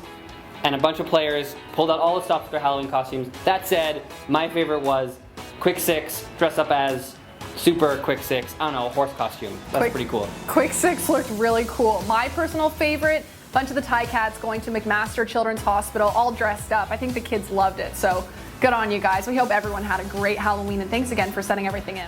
As you may have heard, the Nissan Titan halftime show has been announced. Fall Out Boy is coming to Winnipeg. So exciting. It's pretty cool, and I know hanging out with me can be pretty fun, but I imagine going to LA and hanging out with Pete Wentz, also pretty cool? Yeah, it was pretty cool. We had a really good time. I sat down with Pete Wentz at the Redbury Hotel in Hollywood, California. Canada, we know we're ready for Fall Out Boy. I wanted to find out if Fall Out Boy was ready for us. Take a look. Speaking of poutine and Canadian delicacies, I brought some treats for you. Great. Wanted to do potentially do a little taste test. Great for sharing. It's very Canadian. What do you think? Pretty good. I think it was ranch, but it also had some zing to it or something. I don't really know. It's really good though. I recommend them. It's a mix of all of the flavors, so you're so dead on. Really good. Good palate. Look at the shirt. Awesome stuff. Seems like a real CFL beauty. He's a great guy, and I can tell you firsthand, Fall Out Boy is so excited to be playing at the Grey Cup, and we can't wait to have them. Yeah, so make sure you stay posted to our social and YouTube channels over the next couple weeks. We'll have some great Fall Out Boy content coming. Absolutely. Thanks so much for tuning in this week. We'll see you next week for more Snap Wrap. Hey guys, can you just This week on the Snap Wrap, I play CFL player or Canadian Prime Minister with Pete Wentz. The Grey Cup sign arrives in Winnipeg. And Max lands the interview of his lifetime. Also, we're in Hamilton. Oh yeah, we're in Hamilton. Awesome. Welcome to the Snap Wrap. I'm Brody, this is Max, and we are here at Tim Hortons Field on location in Hamilton. Guys, it's hashtag GC Playoffs. Hamilton Tiger Cats preparing for their game on Sunday against the Toronto Argonauts. And with all the tension and excitement surrounding this game, Max felt it was a good opportunity to interview Taquan Underwood. Yeah, got to talk to CFL Flow champion about his high top fade, everything you need to know about the amazing hairdo. Take a look. I'm here at Hamilton Tiger Cats facility with Taquan Underwood. We're here to do a very, very important, hard-hitting analysis. Everybody wants to know, Taquan, how the does that get under your helmet? To be honest, it's very soft, and the helmet just pushes it down, and when I take the helmet off, it pops right back up. You take it off and it immediately pops up. There's no, like, is there anything you have to do in between to get it back to the state that it's in right now? To be honest, I don't have to do much, but after the game, I'll just comb it out just a little bit, but it holds its own. You did an interview with Ticats TV earlier this year where you talked about you carry some sort of sheen, something that you use to bring it to the state that it's in. Does it have the sheen product in it right now? Not right now. That's more or less like if I'm going out, I'll throw like oil sheen and pick it out. But when I'm playing, I try not to do it because we sweat so much. And so I have one final request. Am I allowed to touch it? Oh, absolutely. Okay. This is the moment we've all been waiting for. Okay, that's incredible. Seriously though, Taquan, awesome dude. And I really just needed to know this personally about his hair, and I'm really happy we got to the bottom of it. Even let you touch the flow. I know, it's pretty great. While we're here in Hamilton getting ready for the Eastern semifinal, preparations are underway in Winnipeg for the Grey Cup, and one of those cool new traditions we started is the Grey Cup sign has landed at the Forks. So what you guys need to do is tweet hashtag Grey Cup and then also the hashtag of your team, whether you're on the West Coast or the East Coast. The Grey Cup sign is going to light up those colors. And if you're in Winnipeg, make sure you get over to the sign, get your picture taken, tweet it out. We want to see what you guys are doing Grey Cup week. This is such a cool tradition. We're so excited about this. Last week, I was replaced by Pete Wentz as your new BFF. Fall Out Boy's playing the Grey Cup, so you went down to LA and you got to hang out with them for a little bit, and you guys played a game that we came up with called Canadian Prime Minister or CFL Player. That's right. It sounds easy, but it's actually really hard. Take a look. Tell me if you think it's a CFL player or a Canadian Prime Minister. This is really tough. There's some Canadians in the room, and I'm not convinced they would get. Sure. Okay. Sir Vincent Rogers, CFL player or Canadian Prime Minister? Prime Minister. CFL player. What? Yes, and he's so cool. Sir John A. Macdonald. Prime Minister. Yes. Yes. Paul McCallum. Name's not familiar. Prime Minister? No. Plays for the Rough Riders. I don't know. I've only guessed Prime Minister. Weston Dressler. CFL player. Yes. Nailed it. That's pretty good. Good stuff. Sir Vincent Rogers, pretty prime ministerial name, I'd say. Yeah, absolutely. But thanks to Pete Wentz for playing along. That was a really, really good time. All right, make sure you tune in this week on Sunday, 1 o'clock Eastern time, East semifinal right here from Tim Hortons Field. West semifinal happening out in Calgary, 4:30 Eastern time. Make sure you're tweeting using the hashtag GC Playoffs and hashtag WWMO. What's that all about? Thanks so much for tuning in. We'll see you next week for more Snap Wrap. Clean. Clean.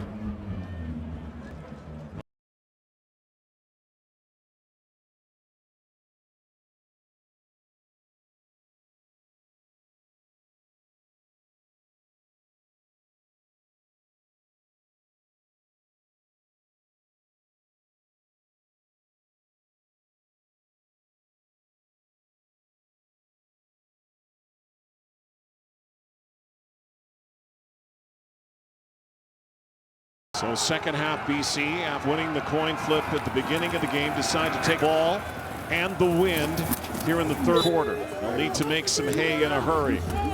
Penalty flag on this return. Here comes Travis Lule. That'll be interesting. During the return, holding BC number 94. 10-yard penalty, first down. You mentioned the sense of urgency for the Lions with this wind at their back to see what kind of pace they go with, see if they can get as many plays as possible here with the wind in the third quarter. You look at the team leaders through the first half of this ball game. Relatively quiet offensively. Jennings was injured. Andrew Harris productive on the ground. Manny Arsenault, one of the hottest receivers in the Canadian Football League down the stretch. Only one catch in the ball game, that a 23-yard reception from Travis Lule. So Lule, who led the Lions to the Grey Cup back in 2011, will hand it off to Andrew Harris. Good run here from Harris. Up the gut he goes for a first down and some more. The issue for the Lions in the first half was also their starting point, which was not good at all. Field position was an issue, and that's why they're down 18. One of the hopes for the B Lions coming into this football game was that they might be able to win that field position battle, maybe make up for any struggles their offense might have The punting of Richie Leone and the return game, Chris Rainey. Rainey held large in check through the opening 30. 1st and 10, BC from their 24. Time now for Lule. Sideline, and it's Hawkins stirring it there at the BC bench, just past the first down marker. 13-yard pickup for Lavelle Hawkins. Well, Hawkins out some man, and that's set out to the field. Matched up against Brandon Donald much of this ball game. Once again, they'll hand it off to Harris on 1st down, so throwing down now, 2nd down and 7 for Lule, 32-year-old. Montana State knows what it's like to be down the depth chart. Was for the BC Lions. A star was born a few years ago, got a chance to play and took hold. And then, of course, injuries crept in. Now he's back in. Pressure on. 2nd and 7. Stamp show 3. They're going to rush 5. Lule. Big toss. And again with the wind. An overthrow from Manny Arsenault, and they'll have to boot it. Oh, there's nose got crossed as Lule thought that Arsenault was going to keep going, and Arsenault looked as if he might have thought that his quarterback was in a little bit of trouble here. So he's deep downfield, but then he looked like he was trying to work back at right about the time Lule set. And there you saw that little stir. He wasn't sure what was going to happen, if he was going to need to work back to his QB. Just as Lule launched the ball. Maloney's going to launch now.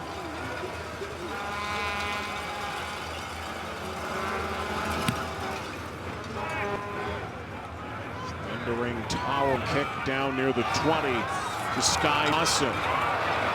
52-yard. Bo Levi Mitchell and Jerome Messam. Their offense back on the field, and 2 defensive players now their O-line. How will they hold up? Jerome Messam, big score in the first half. Stamps lead 24-6.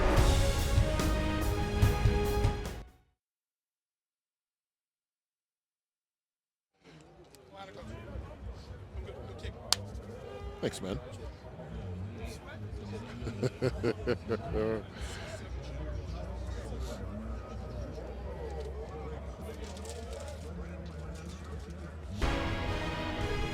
Noon. Yeah, noon Eastern.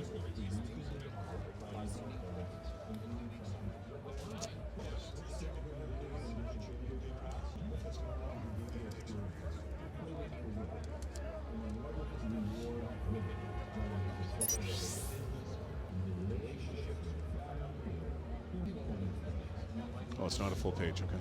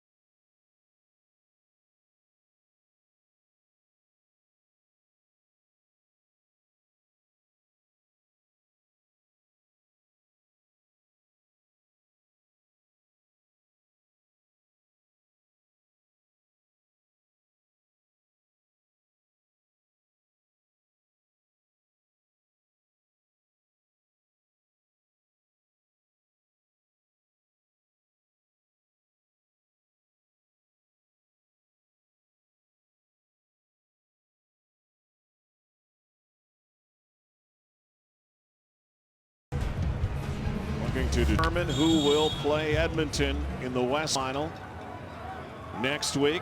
Calgary, the foot up right now, 18-point lead. Bo Mitchell, O-line that's been shredded by injury. Play action, goes throwing, sees man, it is caught. What a game for Anthony Parker so far. A perfectly thrown strike there from Bo Levi Mitchell. May coming back as there's a flag down, but a nice route down sideline, corner route by Parker. Dropped in perfect, feet in bounds. Looks like Legal it might interference, come back. Blocking downfield, carry number 85. 10-yard penalty, repeat, first down. So take that away. That would have made Parker the leading receiver for the Stampeders.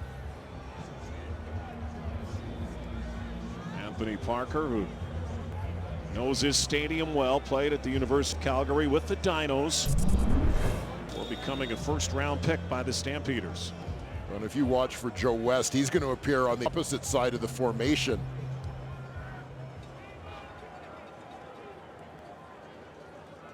And in too early with a block, even though it's not effective play. Mitchell again. Over top. Oh, Eric Rogers made a great catch. An outstanding effort by Eric Rogers to go and get this football. Well, a loss of 43 net plus the penalty, and then they get it all back in one fell swoop.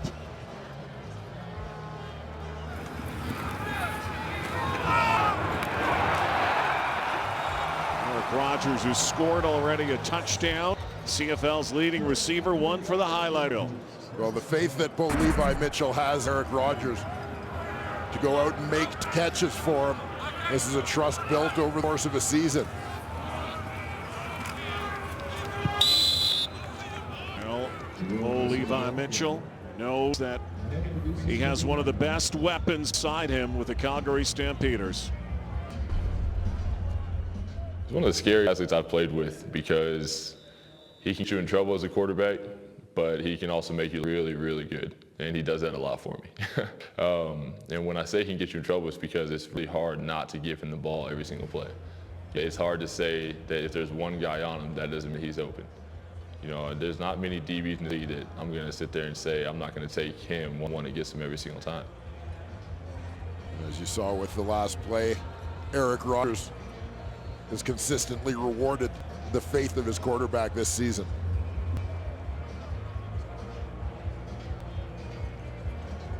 Well, the neighborhood has been expansive this year, has it not? There you see one of the best big play receivers in the Canadian Football League, leading the league with 10 receptions this season of 30 yards. 33 on his last reception. Let's take another look at another 30-plus effort from Eric Rogers.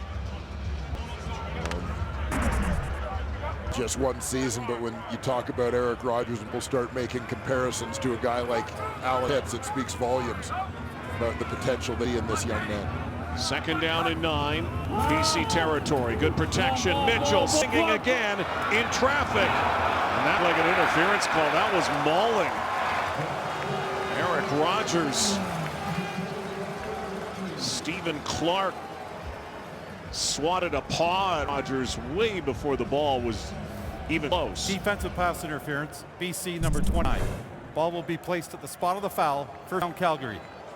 And a great example of what we just heard Bo Levi Mitchell talk about with regard to Eric Rogers. You see a matchup, may not appear to be wide open, but have a belief that number 80 is somehow going to come down with the football, so you throw a shot that, you know, judged by the reads, that's not the ball that you're necessarily going to throw.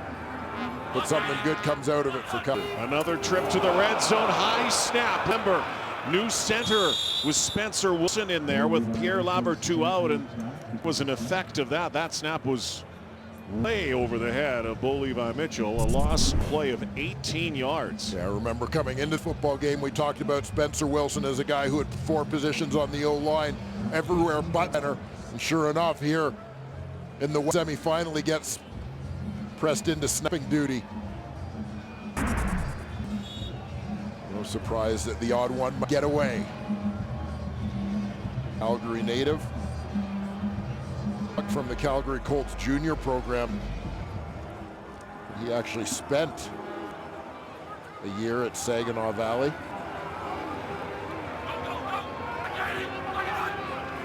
Second and 28, they decide to keep it on the turf.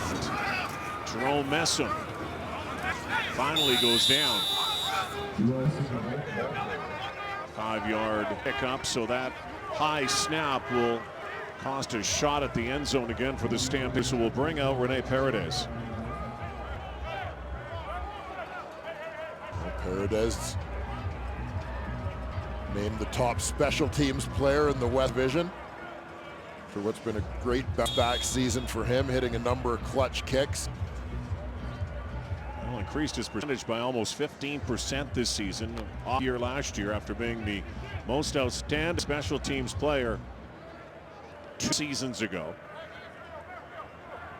Not bad for a guy who got passed over in the draft. Yes, Venezuelan-born kicker. Up, and this one is good. See the background. Chris Rainey thought it wasn't, but official signals it is a field goal. This is so close, and it is 3 points and a 27-6 lead.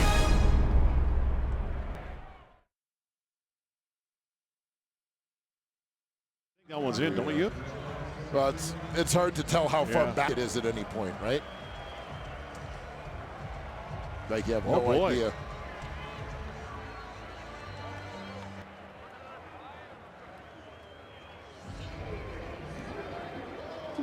Royals. Elizabeth Hurley. She's in the Royals.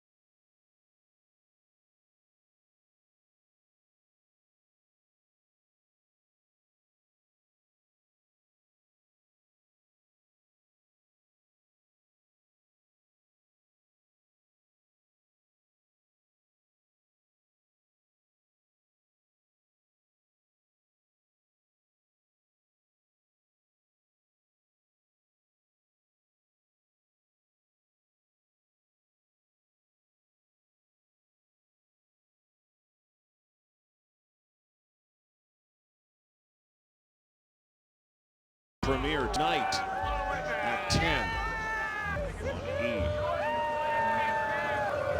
Back at McMahon Stadium. Stamp fans enjoying this so far. Their team leads 27-6. Travis Lulay in relief of Jonathan Jennings. Like busted up collarbone out of the ball game. Midway through the third quarter, Lulay gunning, looking for Austin Collins. It's the first time they've targeted him today.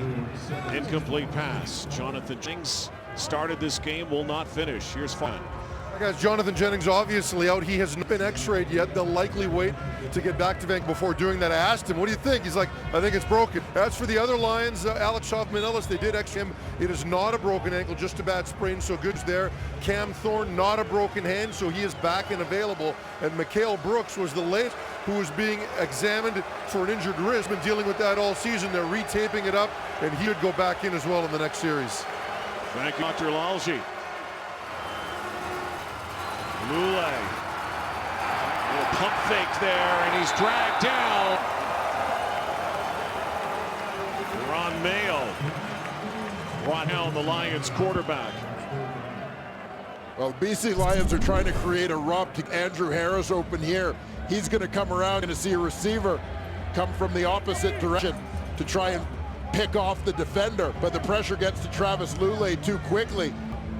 See Arsenault come across the formation with the rub, but Harris can't get there. Mayo gets to Lulay first for the stop. Leone again, the busiest Lion today. Big kick, Dawson. Big yards, Jason Araki was there. What a day for this guy. What a season for Eric Rogers. All-star. Outstanding year and another touchdown. Doing in the playoffs what he did in the regular season in his neighborhood.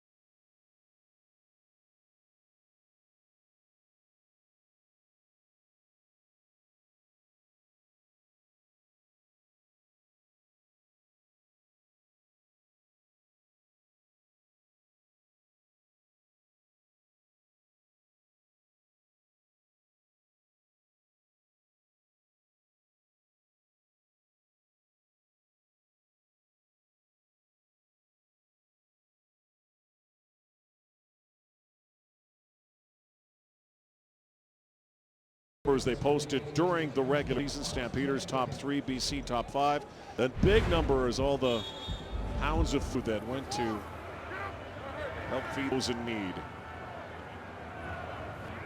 Bo Mitchell, that O-line has been patched together by duct tape in this game. Markway McDaniel's first catch, right of midfield stripe. McDaniel's second catch, had one for -1 earlier.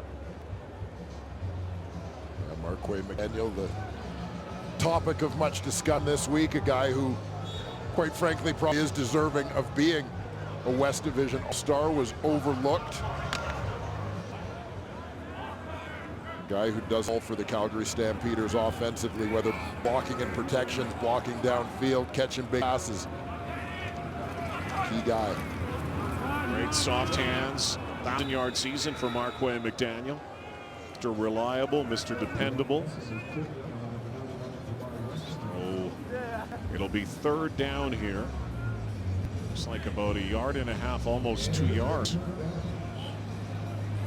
And Calgary is going to bring out Rob Maver in the team. Calgary's done a nice job covering these punts into the wind, watching Rob Maver in warm-up, and he's continued in the game to try not to be too affected by the wind in term distance. There have been some low driving punts where you can sometimes be at risk of out-kicking your coverage. But Stamps have done a good job getting down the containing Chris Rainey. Leone being kicked by Maver, an all-star punter in the past. Guelph Griffin is a good kick. Rain pinned inside the 10-yard line. You called it, Dwayne Ford. Well, perfect lace punt there by Rob Maver. This is why this guy was a first-round pick back in 2010. Looks like another player down. And this is starting corner Ron Yell. Right over the back of his legs to Rob Kote on top of Rainey. This is the Panlogy on the sidelines. Those injury reports take a couple minutes every time. There have been so many players nicked up, banged up in this one. Yeah, being attended to, and we'll step aside and come back to McMahon Stadium in the Western semifinal.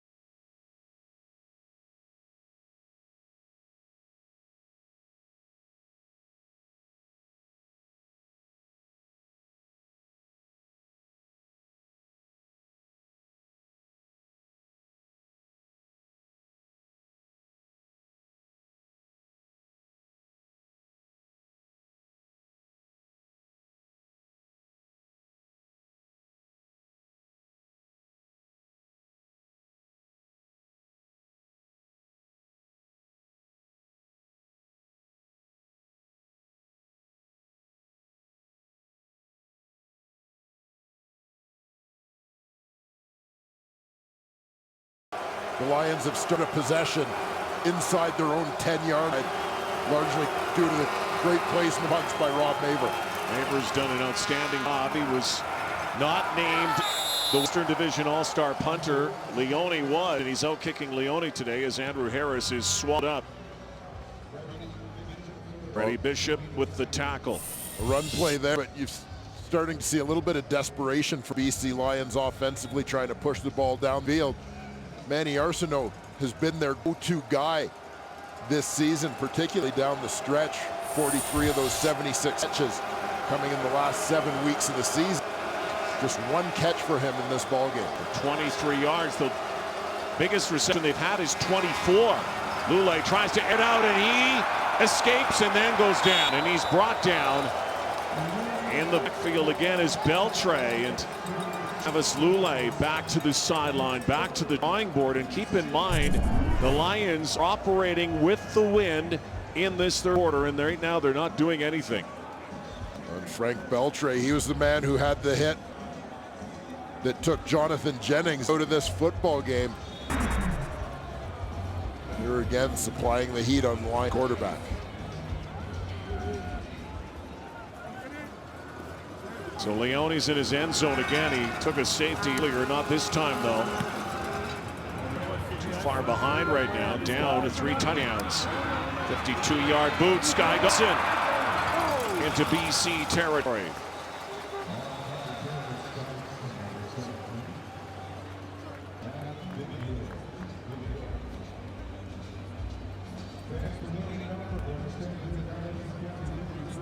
Was a flag on the play.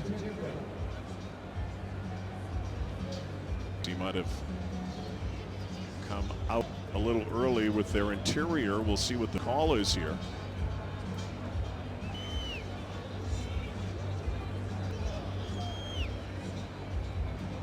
Discussion at the Stampeder bench as to whether or not to take the penalty, deciding what would be most beneficial. But legally downfield on a kick. BC number 41. That penalty's declined. First down, Calgary. After a pretty good return there from Sky Dawson, take this field position. And you have to stay in the interior of the line until the ball, 5 players until that ball is kicked. Offensively, the Lions have done nothing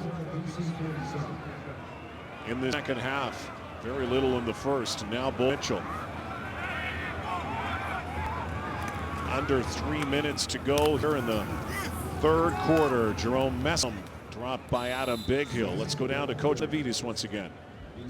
Well, one of the biggest challenges right now, you got 2 defensive linemen playing guards for the Calgary Stampeders. That is a huge challenge. I'm going to look to see the Lions cover up those guards and really put them in one-on-one situations. I would expect to see that. You see a couple of miscues. The run game's not flat, but they are throwing it short, moving the pocket, giving those 2 guards a chance. So huge challenge. Let's see what they do.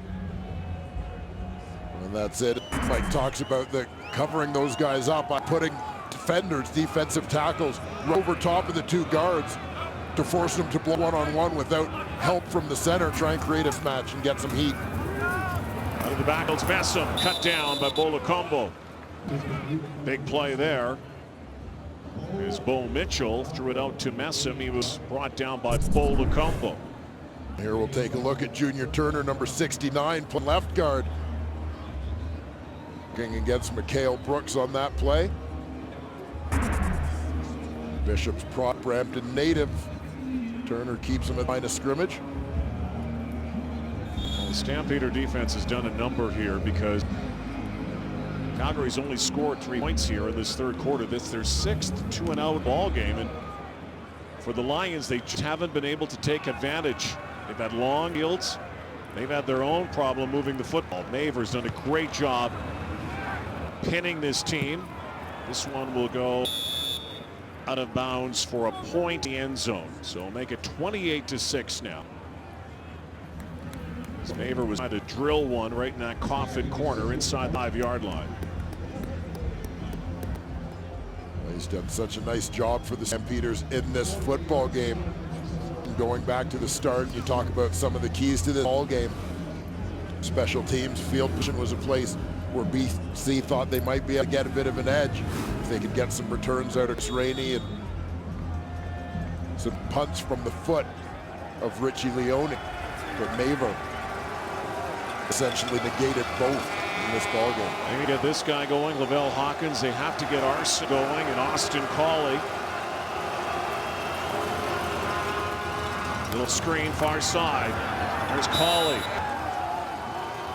Austin Colley, who's at Scott, played in the CFL as a teammate with Jeff Tedford. Yeah, the two were teammates with the Hamilton Ticats.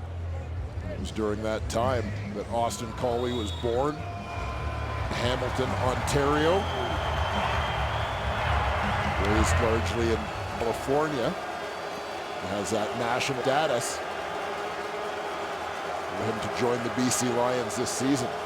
Played with the Indianapolis Colts for many years, the New England Patriots as well. Quality receiver. Lule, that one sails over the head of Arsenault. That might have been a byproduct of in that time, but Lule off target again. Third down again. And 16 seconds remain, and the Calgary Stampeders are going to have a healthy lead and the wind heading to the fourth. When they lead after 3 quarters in 2015 are 12-1. Well, it's often said one of the keys to playing against a Rich Stubler defense is being patient, maintaining patience, that you'll be given opportunities underneath. But where teams make mistakes is when they're trying to force the ball. BC's in a situation where they have to force the ball because of the score and because this is their last chance with the win. And you're seeing it's advantage Calgary throughout. Big kick that by Leone. That's the final play of the third quarter. So the Stamps 15 minutes away from heading north to Edmonton, the West Final next week. The battle between two 14-4s. Lions huge to climb here. Down 28-6 as we head to the fourth in the Western semifinal.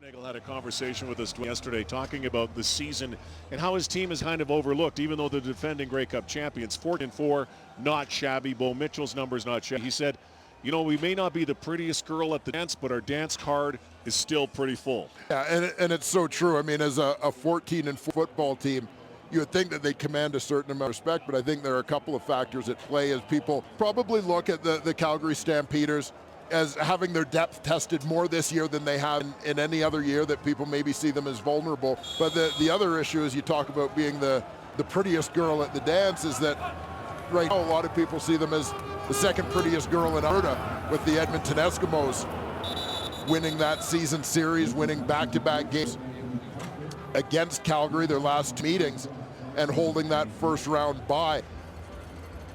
Well, they know how to hold a lead as well, and you talk about depth being tested all season. Their depth is being tested today. Yeah, well, no doubt about that. Obviously, the offense line has been snake-bitten since it's really day one of this season. Spoke about the game earlier where both offensive tackles went down in almost immediate succession. That was the first time this year that Quinn Smith pressed into duty on the O-line. Says a lot about this team. Ability to plug and play out of the backfield. Messam dancing out there. You look at what's happened to this team, even from the beginning, and again, Brett Jones and others, then injuries on the O-line. John Cornish going out of the lineup. Burnett going out of the lineup. Fred Pennant, Juwan Simpson, Charleston Hughes. You look at all of those injuries with the exception of their quarterback, Bo Mitchell, who's been healthy all season long. You might not give too many teams chances like the Calgary Stampeders to get to 14-4. No, absolutely not. But it's not just a matter of assembling the depth. And John Murphy, Brendan Mahone, the rest of that personnel staff have done a remarkable job of that. And no doubt John Murphy's a guy who's going to be talked about for general manager opportunities during this coming off season. But it's also the mentality within the team for people to step up. We're not just talking about having depth, we're talking about guys being asked to flip from the defensive side to the offensive side of the line. The team still being successful despite that. Talking about in this game, Rob Cote, a fullback, guy who's out there now playing special teams. He's lining up as a wide receiver right now because of injuries. A lot of times you can survive the storm. BC, number 91. Illegal block, BC, number 24. First down, BC. A lot of times you can survive storm in terms of injuries to your American players because of what the size of the talent pool is. They may not necessarily be guys you have in camp, but they're guys that are on your radar that you can pull in. These guys have dealt with serious injuries and serious challenges to depth on the Canadian side, where the talent pool is more limited, and you've got to prepare well, you've got to draft well, you've got to develop well, and the Stampeders have not, and that's why they've been able to keep their heads well above water. Well, for the BC Lions, they need a magical fourth quarter. They haven't been able to move the ball against this very stout, very solid Calgary D today. Andrew Harris out of gut. Travis Lulay's 3 previous drives have all resulted in 2-and-outs and punts. 4 straight punts. Took the knee, of course, before half, and a field goal. There's the offensive coordinator, George Cortez. He's been around. He's done that as well. Well, he certainly has. We've talked about the connection between Jeff Bedford and John Huffnagel having coached together here in Calgary. George Cortez was the offensive line coach. John Huffnagel is the offensive coordinator for several years here as well, and later became the OC under Huff's head coach. There's Harris. First down for the Lions. Well, they have to find a way here to everything they have and more. They're going to have to score in bunches. Well, Travis Lulay talked at halftime with Farhan about the fact that you can't get it all back in one play. You have to be somewhat patient, keep pressing, keep going. But ticks on. Enemy right now. Yeah, they haven't been able to muster anything, and now you've got a quarter left going into the win. The challenge is mounting. There is some trickery now. Chris Rainey to the other side. I don't know what they call that play, but that worked close to the first down. To snap back, and they had a lot of motion in the backfield, and Rainey sprints out close to the mark. Yeah, slot back, reverse direct snap to Harris, who flips to Rainey. Again, trying to get this speedster involved. One guy who's a big play guy, a guy who you believe may have an opportunity to get you some points back in one play. They do give him the first down, so first and BC from the 44. Down 22. Protection this time. Lulay, and it's caught by Austin Cawley. Jamar Wall brings him down. That's the biggest offensive play for the Lions. Lulay to Austin Cawley. And they're going to have to hurry it up here and high tempo literally the rest of the way. No time throw here from Lulay. Not prettiest ball, but it got where it needed to be. Move the Lions into scoring position. See what they can do from here, though. I know this is where Rich Stubler's defense really tightens up. 3 consecutive first downs for the Lions. Lulay again. Here's Rainey. Isolated now. Rainey cutting back, and Chris Rainey goes down near the 25-yard line. See where the spot is. Looks like he's going to be a little bit short of a first down. We're going to give him. They give him a favorable spot, and they'll move the chains again. So it's a first down for BC, 4 straight. They're probably wondering on that sideline, where was this a little earlier? There's Rich Stubler on the left. Familiar Stubler pose. Trying to concoct something defensively. Here comes the heat. And the ball, calling, spinning, avoids one, ducks under. Jamar Wall's lunge, half the first yardage, maybe even a little more, up near 8 yards for the Lions. Well, the Stampeder put the heat on Travis Lulay here. On Raymond off the edge, unblocked man, but Lulay knows it's coming. He knows he's got to get the ball out and hurry. As does his receiver, Austin Foley, who does a nice job getting his head snapped around, be ready to receive that one. Lulay last week came in the final game of the regular season again, and nothing for both sides. Kind of a tune-up, trying to take some rust off. He's got some rhythm going right now, over 100 yards passing. And another one, it's a first down for Manny Arsenault. And time ticks away. Well, and as you see what the BC Lions are doing right now, you wonder if the nickel and diming might have worked a little bit better in that third quarter when they were trying so hard to get big plays with the wind at their backs and try and get something back a bunch of yards at a time. But now finding success on this drive. 8th play coming up here. Drive started on their 17. Kahari Jones imploring his team. Timeout, BC. BC is going to take a timeout here.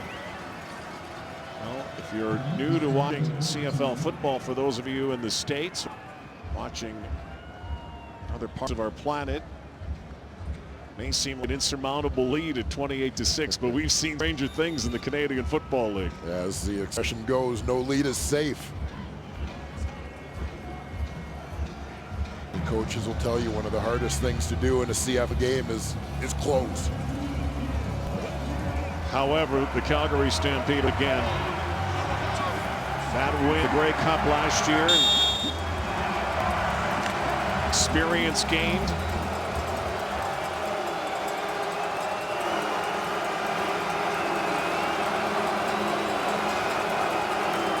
They rarely bend in this red zone. 1st and 10. Here comes the reverse. Cauley dropped it. Muffed it. It's on the turf. And Ost Cauley, huge loss here. Try that reverse again. That one was completely botched. And I have a feeling on this one, we've seen Ost Cauley throw a pass before, and I think that's what they're trying to set up on this one. Having previously run a reverse to Chris Rainey. Watch Andrew Harris in the backfield just to the right of Travis Lulay. He's going to block. Now he's slipping out down the sidelines. They're hoping to get Cauley rolling to his right to try and hit Harris down the sidelines. But the botched exchange tears that whole idea apart. Less 21, second in an area code now.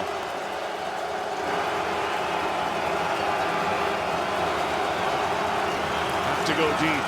Lulay now escapes, in trouble. He's throwing it for Sean Gore, incomplete. Well, they're going to be out Leone here, but they have no choice. 7:53 and 3rd down and 31. So they'll have to try to get 3 here, and still almost impossible against this Calgary Stampeder D. Leone has enough range here. Watched him in warm-up into this breeze. You see, just in terms of play calling, the BC Lions are desperate.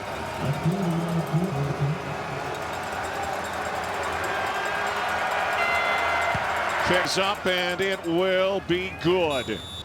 Scores 28-9, and desperation mounts for the BC Lions. Their season will come to an end here in Calgary.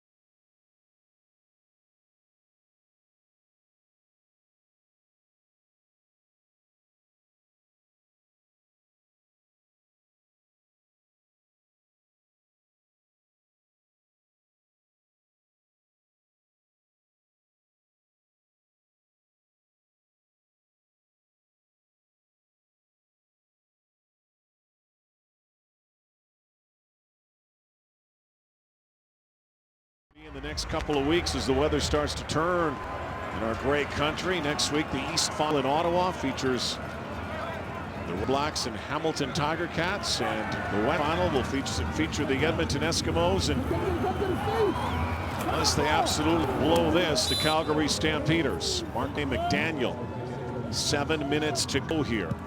Well, you talk about an East Final matchup. How about Hamilton, Ottawa for the 3rd time in 4 weeks? Yes, they know each other well. Hamilton team, you talk about injuries, able to pull it out. Justin Medlock, a hero today. Final play of the ball game, game-winning field to eliminate the Toronto Argonauts.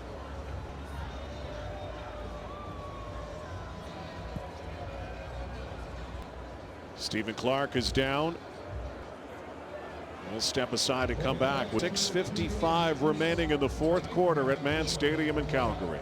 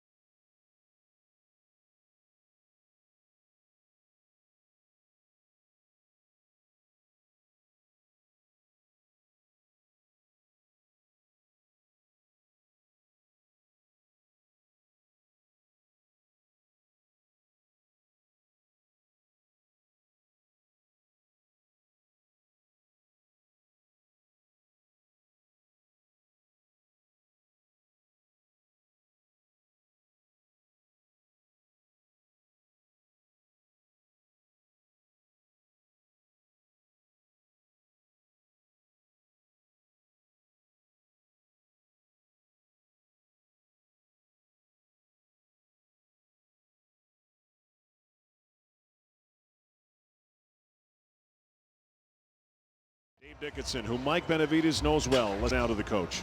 Yeah, exactly right. And Dwayne mentioned it around right now. They've lost a receiver. They got 2 defensive playing guards.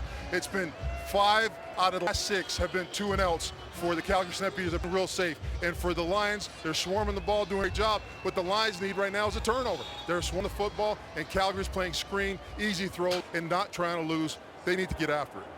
Well, Jeff Tevert has seen his team, and they have reached that red zone in this game. Self-destruct well, and that has a lot to do with what Rich Stubler has done for the Calgary Stampeders defensively. Defense wins championships. Jerome Messam, high-stepping, sideline, Messam now, still on his feet. No, he Jerome Messam, what a run. Jerome Messam just ran through a BC line. Now you see him, now you don't, now you miss him. We could make a doctor's book out of this play by Jerome Messam. Over, under, around, and through, does it all here. Adam Bighill, 101 tackles on the season. He doesn't miss many. Hurdle there, speed down the sidelines. 61 yards, unbelievable day for Jerome Messam. Look at this right here. Eric Fraser.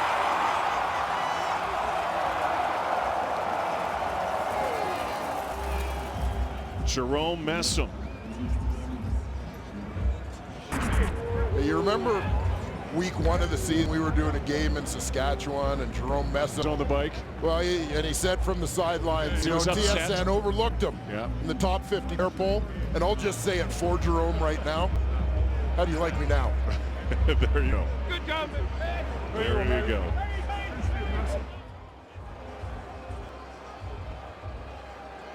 Well, you know, in defensive voters, a lot of times I didn't vote the way. And a lot of times it was based on what happened last year, and Jerome Messam was in Montreal last year, and Didn't get a lot of playing time. Had they been voting this year, guess what? Top D next year, Jerome Messam. I'm not going to guarantee you it, but I'm pretty sure you're going to be top 50. Yeah, pretty safe bet. Over 1,000 yards on the ground during the season, close to 500 yards as a receiver. And again, this is an underrated part of his game. Very natural catching the ball and terrific after the catch. Longest catch and run of Jerome Messam's career, and he's had a terrific career. Just outstanding Canadian with the Eskimos a few years ago. Monstrous year, and the injuries continue to pile up. BC Lions. Can't talk out there. Come on, Biggie, let's Zach go. Minter. Red zone today. This to seal it for the Calgary Stampeders. Sealed. Touchdown. Mr. Rogers does it again. Back to the neighborhood. The neighborhood's going north next week. This baby's over. Eric Rogers. You know, you remember as a kid, Reggie Jackson in the world of baseball was Mr. October. November. Meet Mr. November. Eric Rogers, 4 touchdowns in the month of November last year.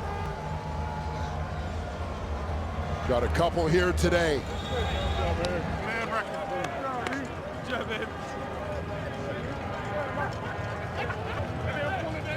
You know, all the talk as well, Bo Mitchell as the outstanding player. Back to your conversation about having, you know, 3 potential finalists as nominees. Eric Rogers very well could be an outstanding player nominee in this league. He's had an outstanding day. Outstanding season. Eric Rogers caps off Jerome Messam. Brilliant catch and run. Almost over for the season.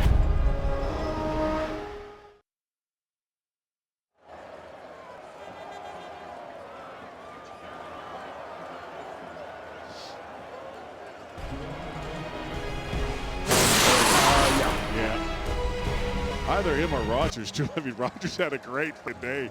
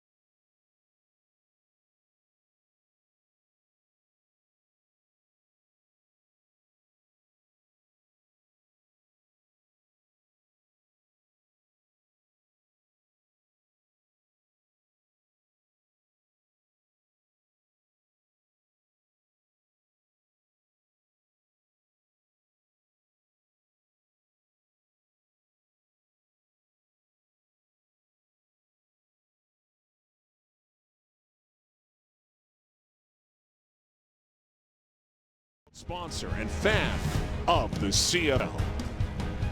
2 weeks away from Grey Cup in Winnipeg. After the cover, objectional conduct, Calgary, number 93. 10-yard penalty will be applied on the kickoff. And the road to Winnipeg will go through Ontario and Alberta. Good rivalry games.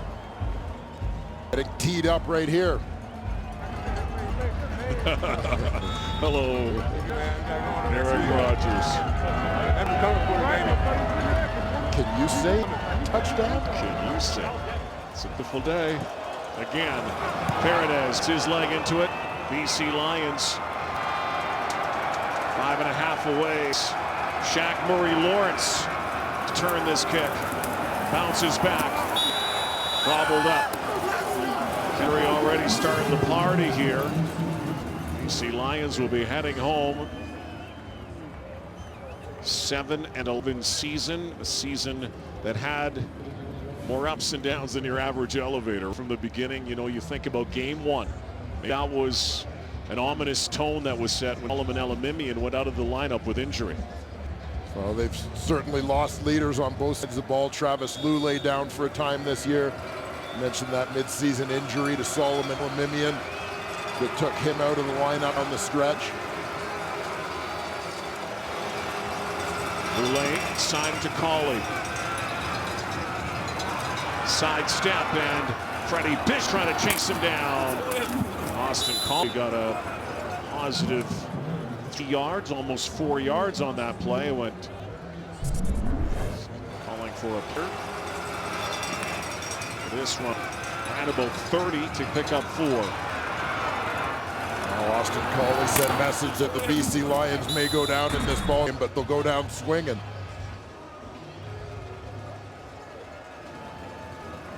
Well, interesting decisions for the BC Lions in the offseason too. Big free agent decision coming up.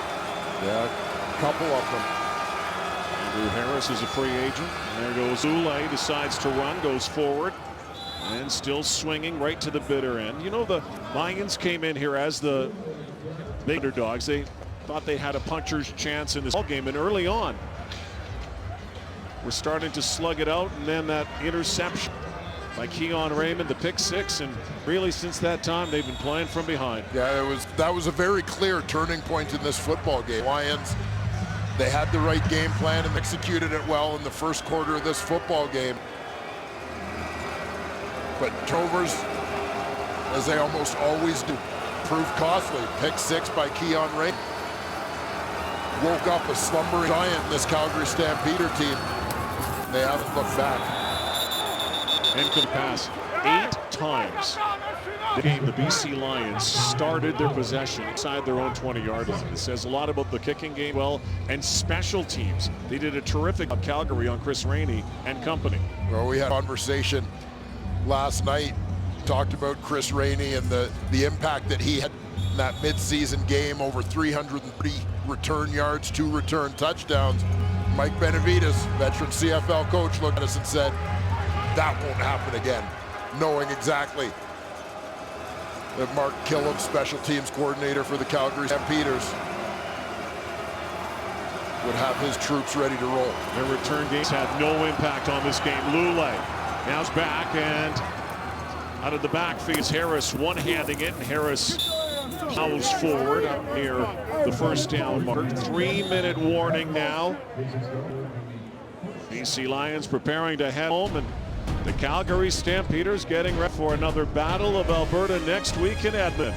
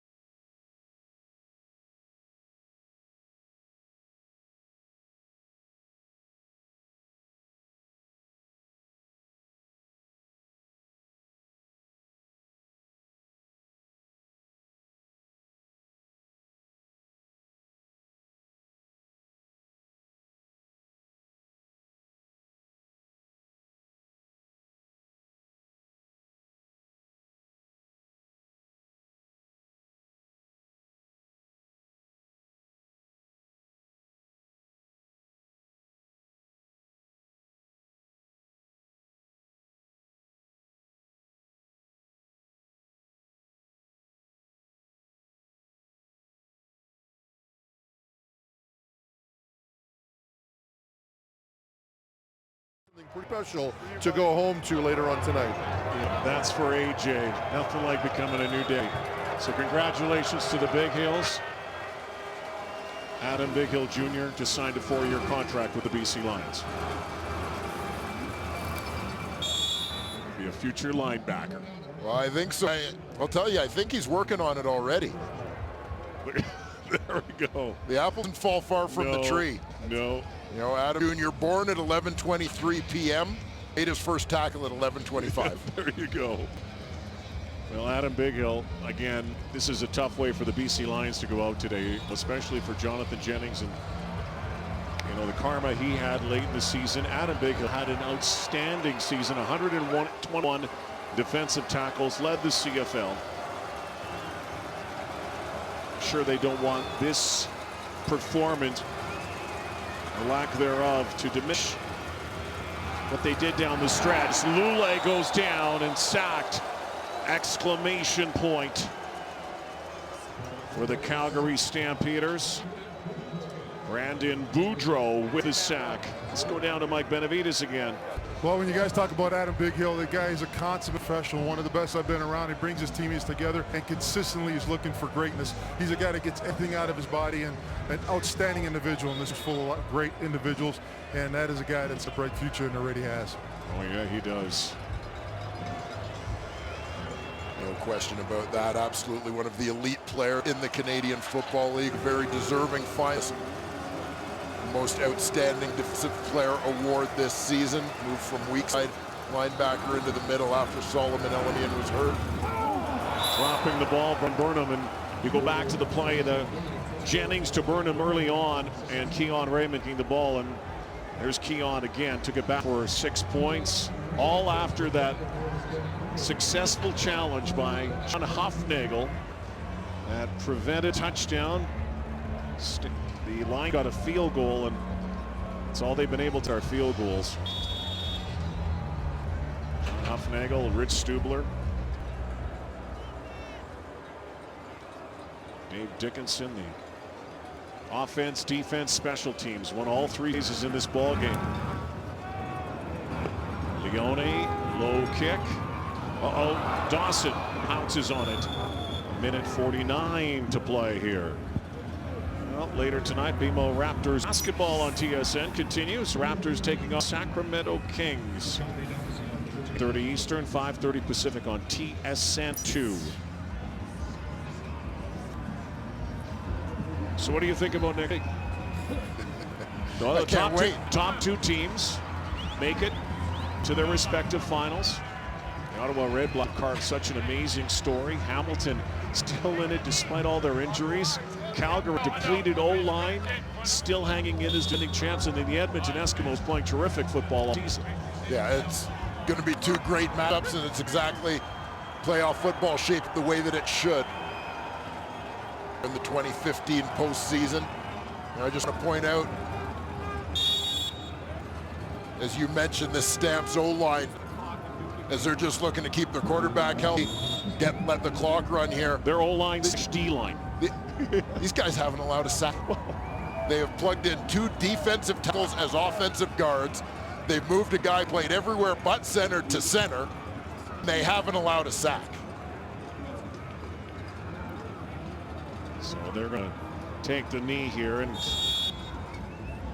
give it back to BC. And I think they just want to get out of here unscathed. Well, that's it, right? As much as anything, rather than have backs or quarterbacks taking hits, they've suffered enough damage in this football game. Even your offensive linemen, if they've got to get running around blocking, anything can happen. At this point, Calgary Stampeders, let's get into next week as healthy as we can possibly be.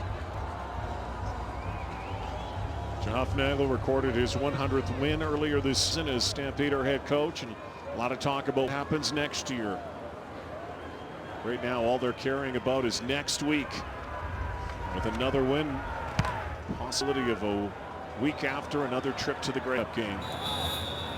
Well, we could have several candidates, including Bo Mitchell and Eric Rogers, but our Nissan Titan player of the game solidified that with 1 monstrous run. Yeah, absolutely fantastic. The trade deadline pickup Jerome Messam stepped into the lineup for an injured John Cornish. This is a guy who is a 1,000-yard, 1,500-yard from scrimmage guy during the regular season, and he lived up to all that today. This is the highlight of the day for me, Jerome Messam, with this catch and run, 61 yards.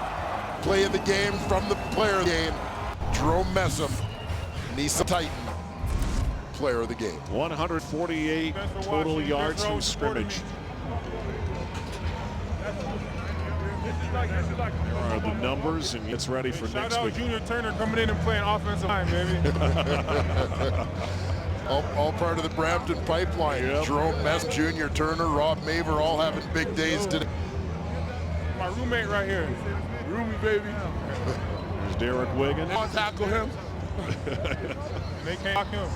I don't know if many would want to tackle Jerome Messam, and now he takes Isaac North to Edmonton, where he once played and was the most outstanding Canadian. Isn't that full of delicious irony next week? Minute 2 left to play here. Well, Jerome Messam, big day here, close to 150 yards from scrimmage against the BC Lions. Again, he had about 30% of his yards during the season. His yards of offense, yards from scrimmage, came against BC, so having him in the lineup for Calgary was BC's worst nightmare coming in, and it all came true. Well, play of the year is still up for grabs, but the play of the year off the field has to go to the Calgary Stampeders to acquire Jerome Messam on deadline day. See how it all plays out. When you heard that John Cornish potentially could be out for the rest of the season, a lot of people would have thought, big question mark, big challenge for the Stampeders. Replace 1,000-yard rushing, replace 1,000-yard rushing Canadian back with another. Great late season move. It's Rainey in at the 30. 51 seconds remain, so we can plug in our second final. Shaw Road to the Cup continues. Second part of Gwenville next week after the Red Blacks and Ticats. It's Calgary and Edmonton again. Why not? 4 Eastern, 1 Pacific to 14-4s. Fight for the right to go to the Grey Cup game.